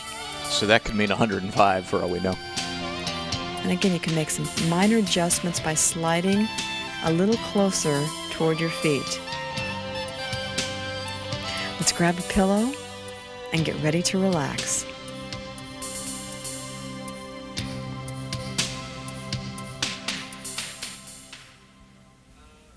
Relaxing is an art that we learn to do. The more you practice it, the quicker and easier you'll ease into a deep, relaxing, rejuvenating state. The next 5 minutes are devoted solely to you and your baby. Get in a comfortable, well-supported position, sitting in a chair or lying The on your music left-hand is getting side. relaxing. Now, the first few times you go through this guided relaxation, you may want to keep your eyes open just out of curiosity, but you'll probably get more out of it by eventually keeping your eyes closed. Everybody So do it let's with us. begin. Start by taking some deep cleansing breaths. Inhale slowly and deeply, and take a second, then exhale fully. take a little bit more time exhaling than inhaling. Now let's do it again. Inhale, and this time feel yourself relaxing as you exhale. Feel the muscles of your body letting go, relaxing and releasing the tensions they carry. Now continue breathing deeply and regularly. With each breath, you may feel the tensions of the body slowly fade away. The deep breaths we are taking are called cleansing breaths or releasing breaths. With enough practice, simply putting your focus on your breathing will help trigger a deep relaxation response. During childbirth, this deep breathing will signal your body to relax at the start of each contraction. Breathing and relaxing become synonymous for your mind and body. You're doing beautifully. Your breathing is becoming very soft, very gentle, and as rhythmic as a lullaby. Now continue breathing deeply and regularly. Imagine a kind of relaxation that starts in your toes, that very gradually spreads throughout the muscles of your feet. Slowly begin to feel the relaxation spreading. Feel the muscles of your feet loosening up. Feel them getting more and more relaxed, getting limp. Now imagine that warm feeling like a healing light spreading slowly upward over your ankles, to the muscles of your legs. Feel your leg muscles begin to loosen up, getting very relaxed. Feel that gentle warmth spreading over your knees, to the muscles of your thighs and hips, loosening those muscles, making them feel relaxed and limp. Now feel all the muscles of your legs completely relaxed, everything still and warm. Now bring your focus to your hips and buttocks. Relax your hips and buttocks and let any tension and fatigue simply We're finally fade out allowed of the to body. stop doing Kegels. We've Let been your constantly hips release kegling and the whole sink time. into the chair or floor and feel the tension disappear with each deep cleansing breath. Relax the muscles of your lower back, your mid-back, and slowly relax the tension across the upper back. You may feel that you are slowly sinking into whatever is supporting you, that you've released any hold on your back, and you're simply letting it get into a full deep rest and relaxation that your hard-working back deserves. There were a lot of Kegels in Now there, bring Becca. that relaxation up from your back, over and across the pelvis. Release It's the only tension exercise that across I've your lower done belly. along with her. Let a deep Given that warmth I'm sitting in a cover your chair. entire pelvis. Allow that warmth and relaxation to rise up across your abdomen, bathing your baby in a warm, glowing light. Oh no, my baby. Cradling your baby in the gently swaying rhythm of your inhale and Where did exhale. my baby go? Relax your abdomen and feel the relaxation spreading up over the rib cage. Move your attention now to your chest, deeply releasing the muscles of your chest as you inhale and exhale. Feeling the warmth cover the entire chest and belly. Now try to imagine the same process starting in your fingertips. Try to feel the relaxation spreading throughout all the muscles of your hands. Feel the muscles of your hands starting to loosen up. Feel the muscles relax as the hands go limp. Now keep breathing gently and deeply as you're cleansing your body of all the stress and tension when you slowly exhale. Imagine the relaxation you feel in your hands is spreading upward like a warm glow slowly over your wrists, upward slowly over the muscles of your forearms, making them feel completely relaxed.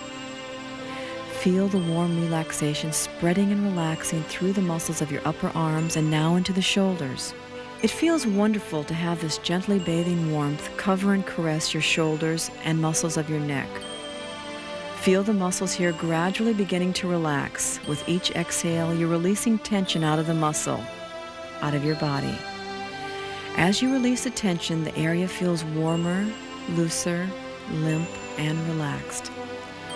As the relaxation spreads upward to the muscles of your neck, the tension leaves your neck. The muscles here relax with each cleansing breath.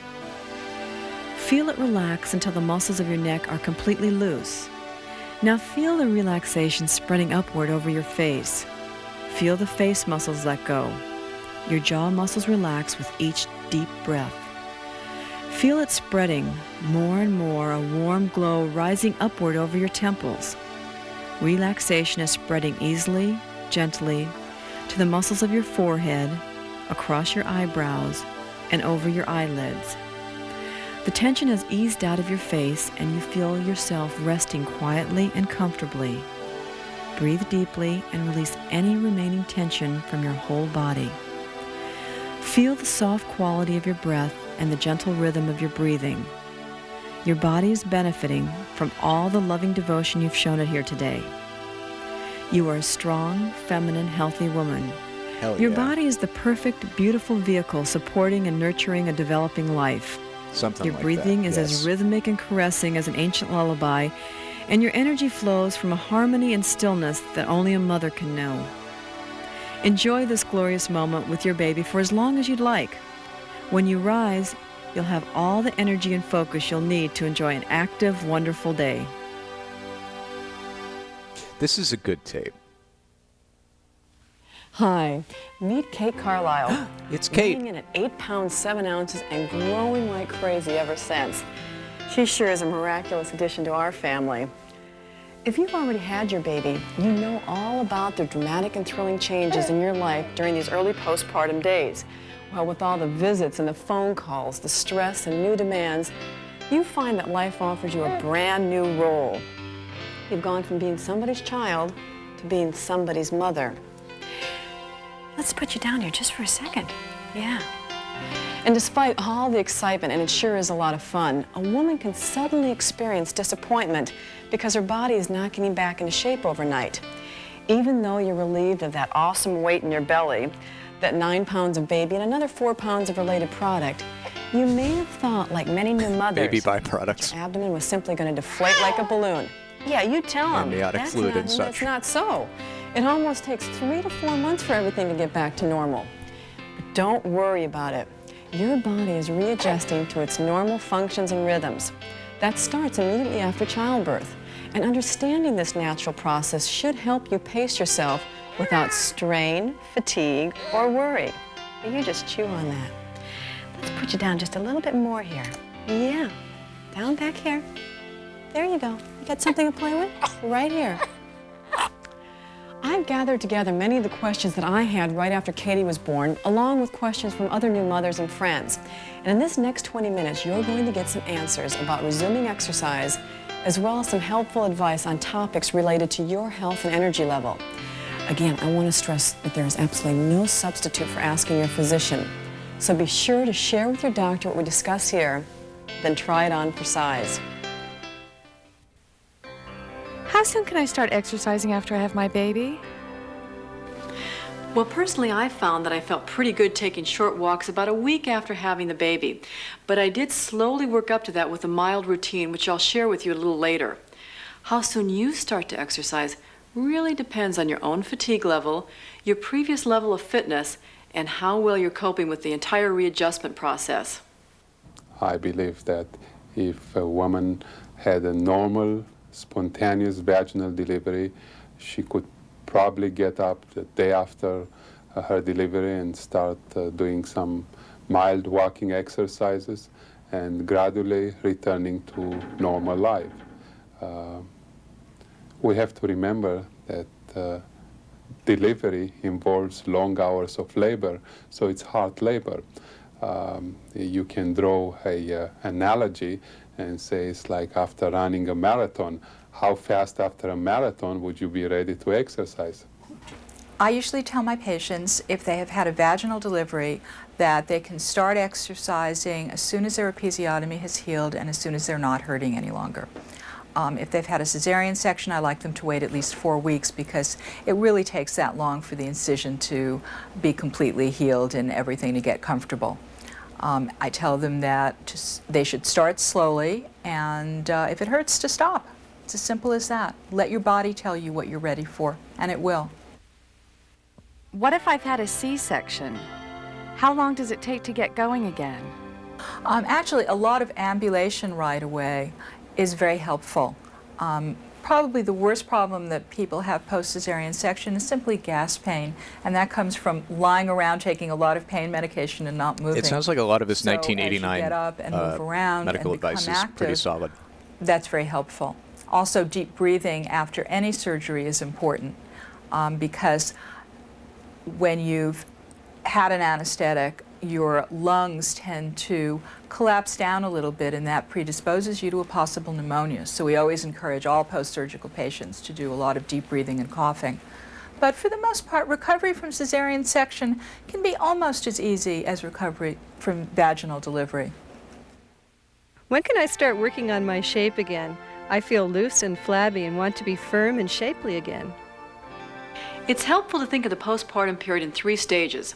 The first week is one stage. Our first goals are to restore strength to the pelvic floor, I really to love assist Kathy's the living room abdominal decor muscles in here, closing too. the recti gap, and to relieve the stiffness and aches that can occur throughout the neck, shoulders, and upper back, which can show up after a long labor. We also want to prevent any circulatory problems in the legs and pelvis. Perform these exercises a few times throughout the day. The pelvic floor muscles have been stretched and weakened, and it's up to you to help them return to their former tone. You can start Kegels as early as an hour after delivery, but they're going to feel a little differently, as if you have no control. Just squeeze, lift, and hold like you would normally, and then release. You'll gradually increase the strength of the contraction over the next month.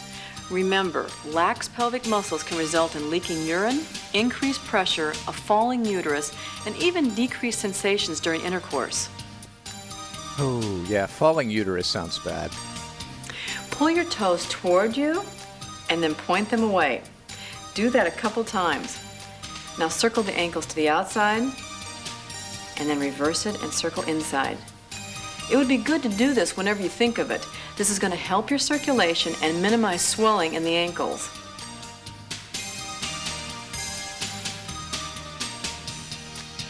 Pelvic tilts will help improve posture and relieve backache and stiffness. They also work the buttock and abdominal muscles. So, tip the hips under by pressing the lower back to the floor while you contract the abdominal muscles and tighten the buttock muscles. And then release it. And again, take it up. Now, a strong contraction is needed if we really want to make this a strengthening exercise. To make sure you're doing it properly, check that you're always emphasizing the flattening of the hollow of the back and contracting the abdominals and tightening the buttocks. Now hold it for a good 3 to 5 seconds. My mom was in labor with me for release. 18 hours. This exercise can also be done while you're sitting, standing, or on all fours. So start out with a few a day, and then as you get a little better, add a few more.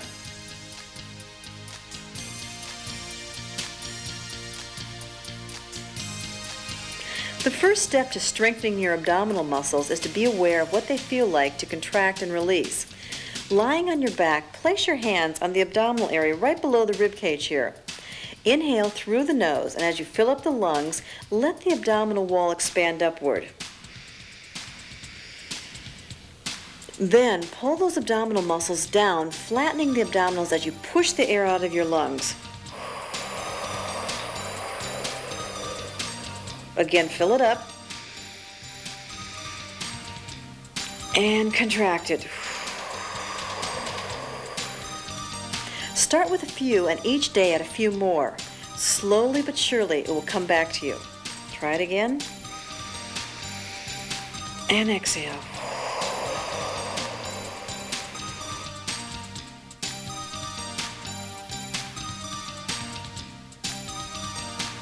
It's amazing how even a little bit of bed rest can seem to sap the energy out of you.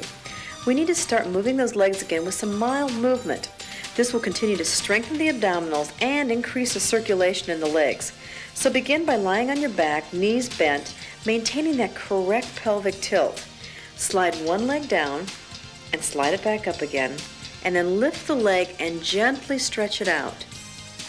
Then let's do the other side, maintaining that tilt. Slide the leg down, slide it back up, lift and stretch. That feels good. Okay, continue doing it. Both sides. Here we go again. Lift it up and stretch.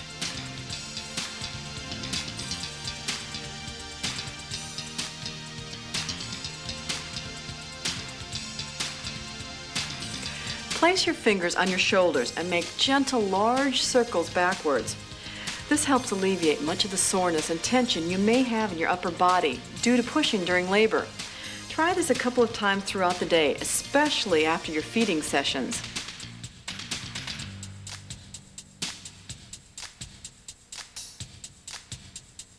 Review the portion of the video that contains the progressive relaxation program. You're going to want to structure some time in your day for deep relaxation. A head-to-toe program with deep breathing helps clear the mind and refresh you. Once again, we're building a step-by-step program, slowly gaining back our muscle tone and stamina while still getting the rest we need. So, if you're ready, add the following to your established program of Kegels, abdominal contractions, knee bends, pelvic tilts, and ankle work.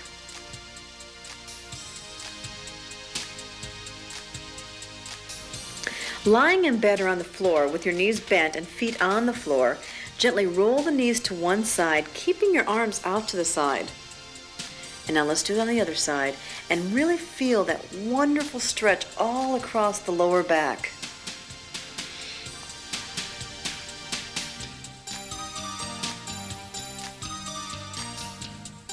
This can be done standing up or sitting down. First, let's take the time to check your posture. Remember all those good reference points we had?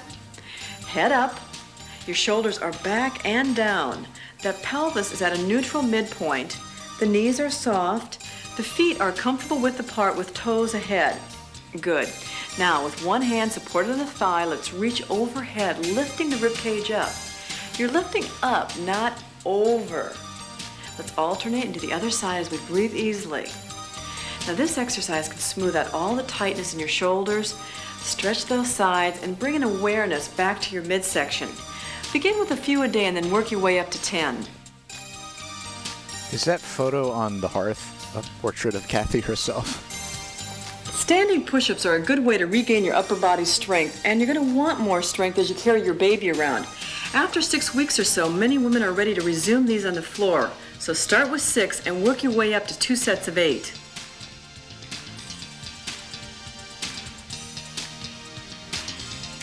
Like the ones that were done in the prenatal program, be sure not to arch your back, but to tighten your buttocks as you lift. This is the beginning of getting your behind back in shape.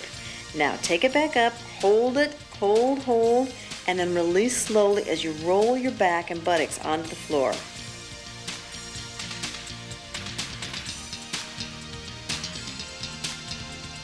If you had a recti split of 3 or more fingers when you were pregnant, then check with your doctor before starting abdominals. When you're ready for strengthening your abdominals, start slowly. Lying on your back, bend your knees, exhale first. Then lift your head and neck off the floor and exhale any additional breath. And then slowly lower yourself down. Now concentrate on pulling in your abdominals and even brace them with your hands on either side like so. Start with a couple and then add on slowly. It's more important to do this correctly than to do any certain number.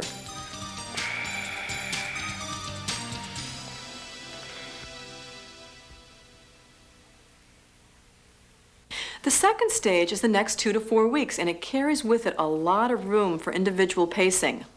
I suggest that you try the prenatal energizer located at 0 on your VCR counter. It contains gentle movements for the total body, as well as comfortable stretches for the legs, lower back, and shoulders. Only do the exercises that you feel you're ready for. Over the entire 6-week postpartum period, the hormones of pregnancy begin to subside. The muscles and joints slowly resume their former tone and stability. Because they're still in transition, it's a good idea to avoid any weightlifting or resistive machine workouts. Now remember, we're just adding on here. It's kind of like that old nursery rhyme, the house that Jack built, except this is the body that you built. So keep doing those overhead reaches, lower back stretches, pelvic tilts, wall push-ups, and modified curls. Simply add on the prenatal energizer. When can I return to a more vigorous workout? Oh, yes. Now, at the 4-week stage, many women are kind of chomping at the bit for something more peppy. You may feel like you're ready for an exercise class at 4 weeks, but at this point, experts still caution against doing too much too soon. The joints and ligaments are still affected by the high levels of progesterone that were present during pregnancy, the hormone that was responsible for softening joints in the pelvis and hips and expanding our entire frame. Boy, you're really eating your hand there. It's important right now to avoid any rapid or jarring movements of the knees, hips, or back. If you're ready for some endurance-building activity, there's nothing better than starting out with a 15 to 20-minute walk. It all depends on you. 10 minutes may be just right for your first walk. Yeah, you want to start with 10 today, I bet. Yeah, just 10. Now, I recommend doing the warm-up in the prenatal workout before you put your baby in the stroller or pack, and take some time to go out and smell the roses. You ready to go? Is you saying, let's go, let's go? Yeah. How do I know if I'm doing too much too soon? If she starts to get really breathless, she should stop. If she finds that her heart rate is going above 60 to 70% of the maximum recommended, and she should be checking her heart rate from time to time, she should stop. If she finds herself getting really overheated, she should stop. I experience a lot of soreness in my breasts, enough to keep me from working out. What can I do about it? This is a fairly common complaint for many a new mother, whether she's breastfeeding or not. Do yourself a favor and get a good supportive sports bra. I also wear a fairly tight leotard just so I can get an extra binding effect to help stabilize the breasts. When women start exercising after their pregnancy, and should they breastfeed, they should remember that breastfeeding prior to exercise is better than after exercise. The composition of the milk changes after exercise, and the milk may become a little bit more acidic after exercise, so babies just don't like it. So when you design yourself an exercise routine after delivery, make sure that you breastfeed your baby prior to exercise. God, that's so complicated. What exercises will prevent my breasts from sagging? Being a woman Your breasts are going to go through a lot of changes, from Dairy Queen to sometimes smaller than original size. Some women report no sagging at all, and often that's because of good tone throughout the pectoral muscles. The most effective exercises for the pectoral group of muscles up here are done in two ways. Whenever you push away from the body like this, or whenever you push against resistance toward the midline of the body like this. Wall push-ups are a good way to start. Eventually, you can progress to push-ups on the floor. The upper body conditioning in the prenatal workout is also a great way to improve tone and strength. When can I start working on my shape again? I feel loose and flabby and want to be firm and shapely again. I thought we already had this question. You know, the truth is that getting your shape back depends on how well you maintain muscle tone and what shape you were in before and during your pregnancy. Your first 6 weeks postpartum, we're working on regaining the muscle tone in the pelvic floor and abdominals. That's our highest priority area right now. If we neglect them and concentrate on other areas of the body, we could be setting ourselves up for some long-term problems and muscle atrophy. So hold off for a little while longer. Then at 6 weeks, you get the green light to begin shaping and firming your arms, thighs, buttocks, and legs.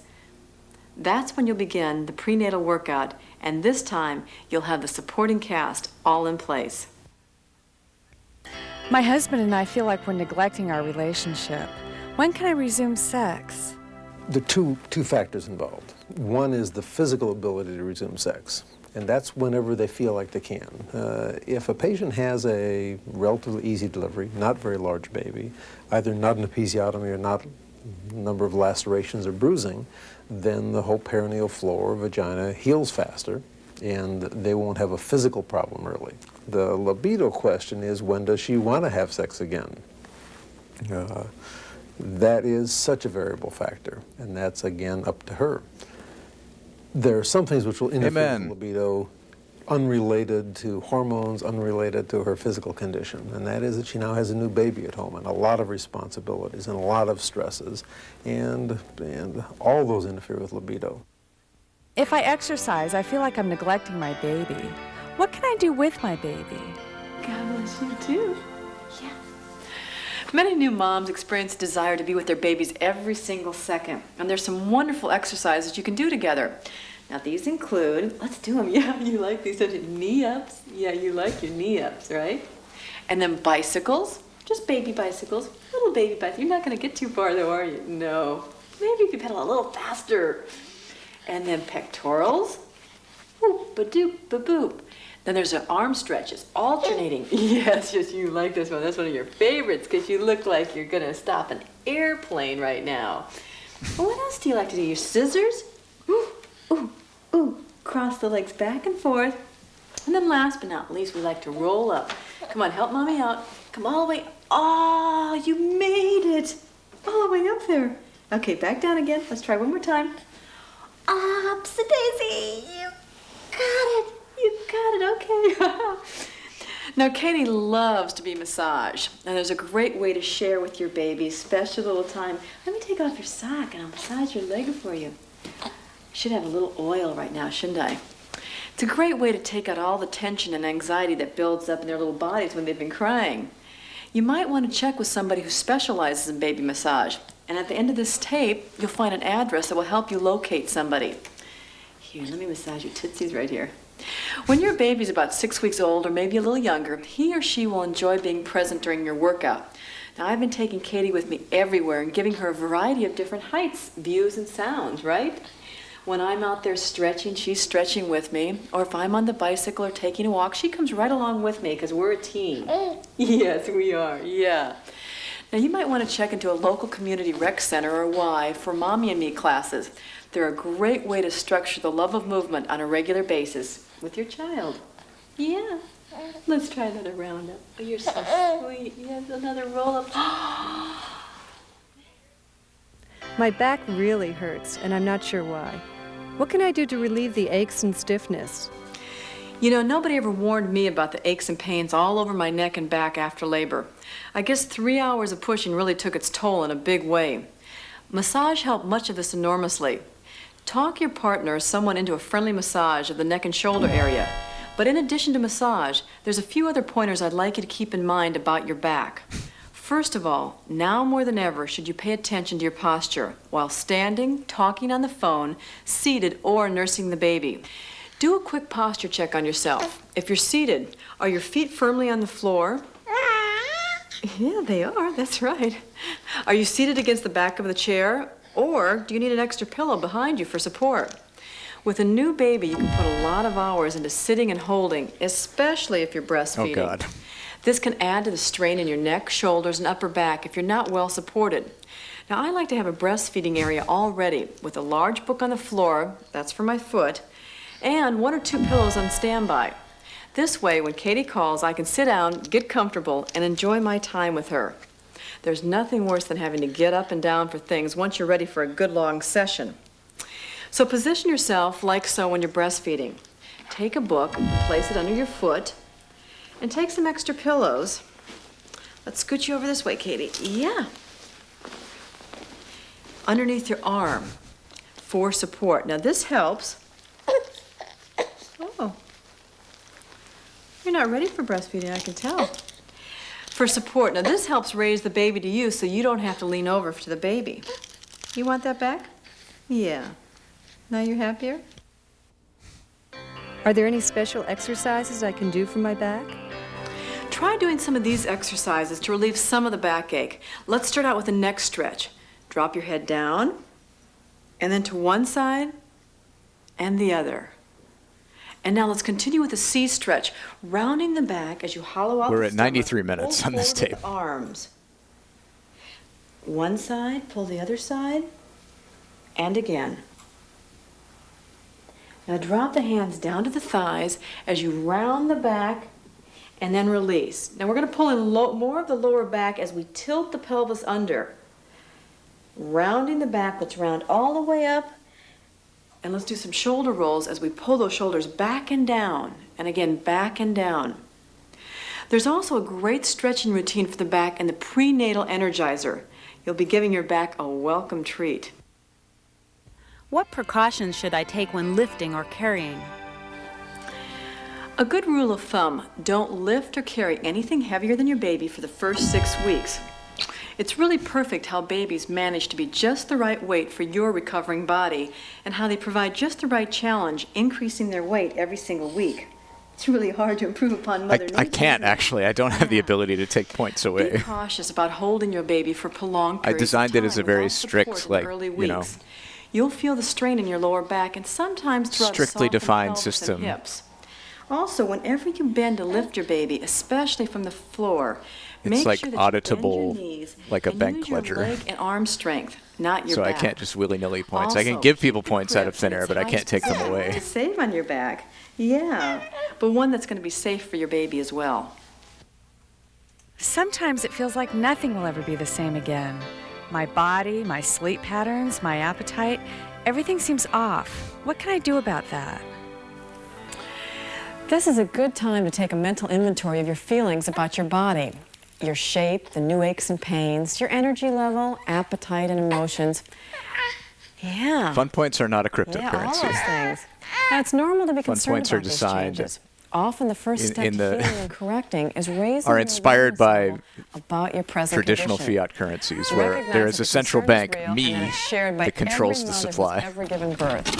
And that this first 6 weeks is a process of profound change Aw, thank you, and Bella, for gifting transition 2 to a subs. new role in life.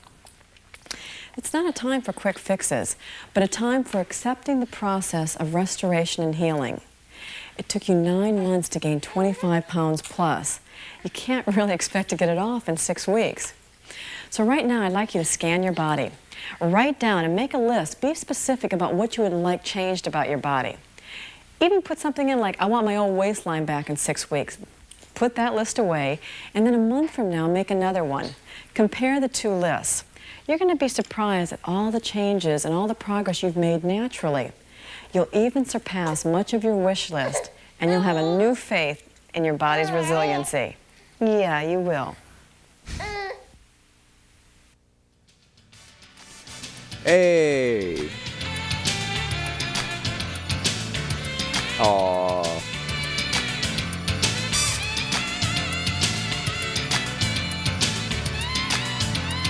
Oh, it's the babies of all the pregnant women that appeared in the fitness routine. I love this.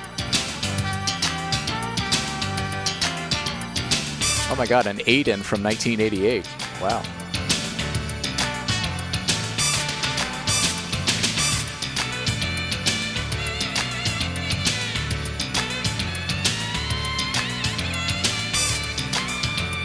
All of these kids were my exact generational cohort. They would have been in the same grade as me.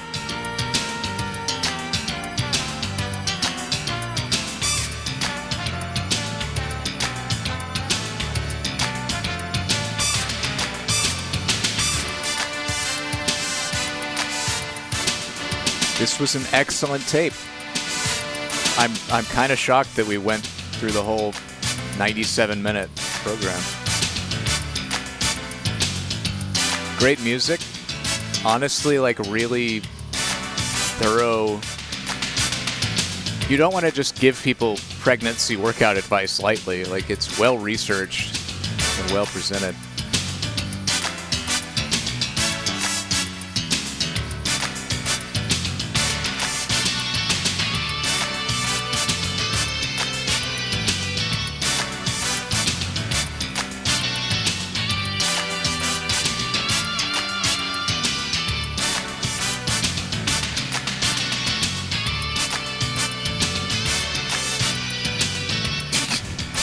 That's one way of saying that. Thanks, Steve.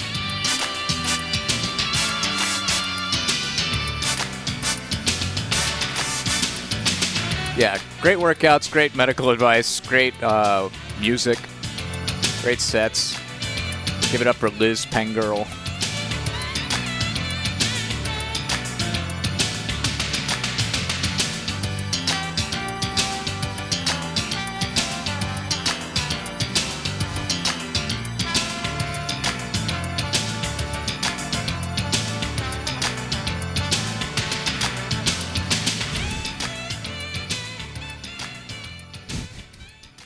Ain't that precious?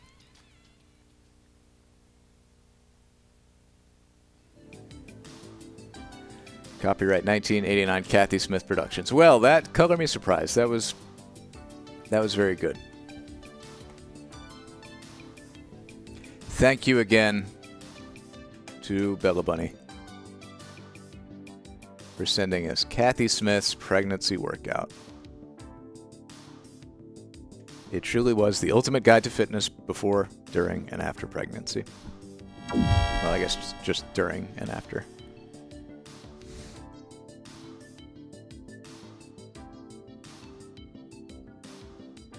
Gorilla with a baby head. Yeah. Sure. Thank you for that. Thanks to Steve. He helped. That's very ominous. Oh, Steve. All right, well, I think that's going to do it for this broadcast 69 of Golden VCR. We have done 3 tapes today, right? Just 3. But they've all been good ones, I think. Well, yeah, that's right. We got a mystery tape. We toured Canada's national parks, and we got the...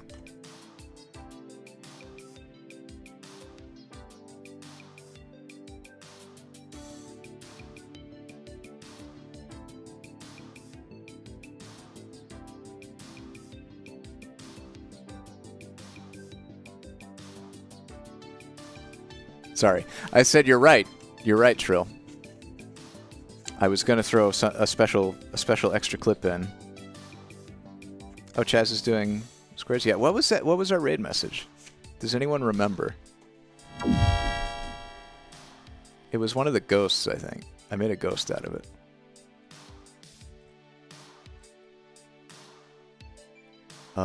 Let's see.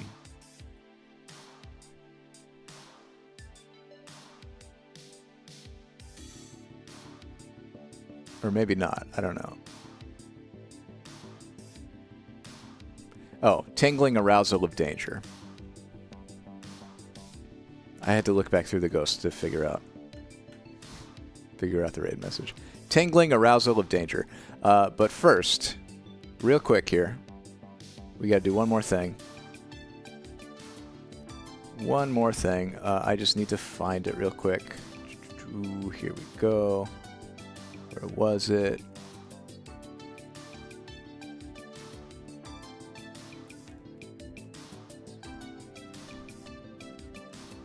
There. Okay. Thank you all for being here for broadcast 69 of Golden VCR. $4 for 67, 68, 69. That'll just about do her.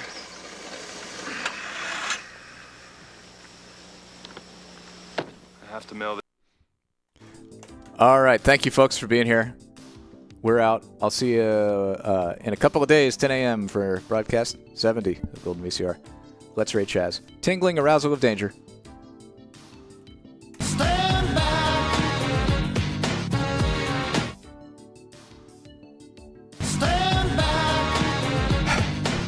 Thank you. Thank you. Thank you. See y'all later. Have a good week.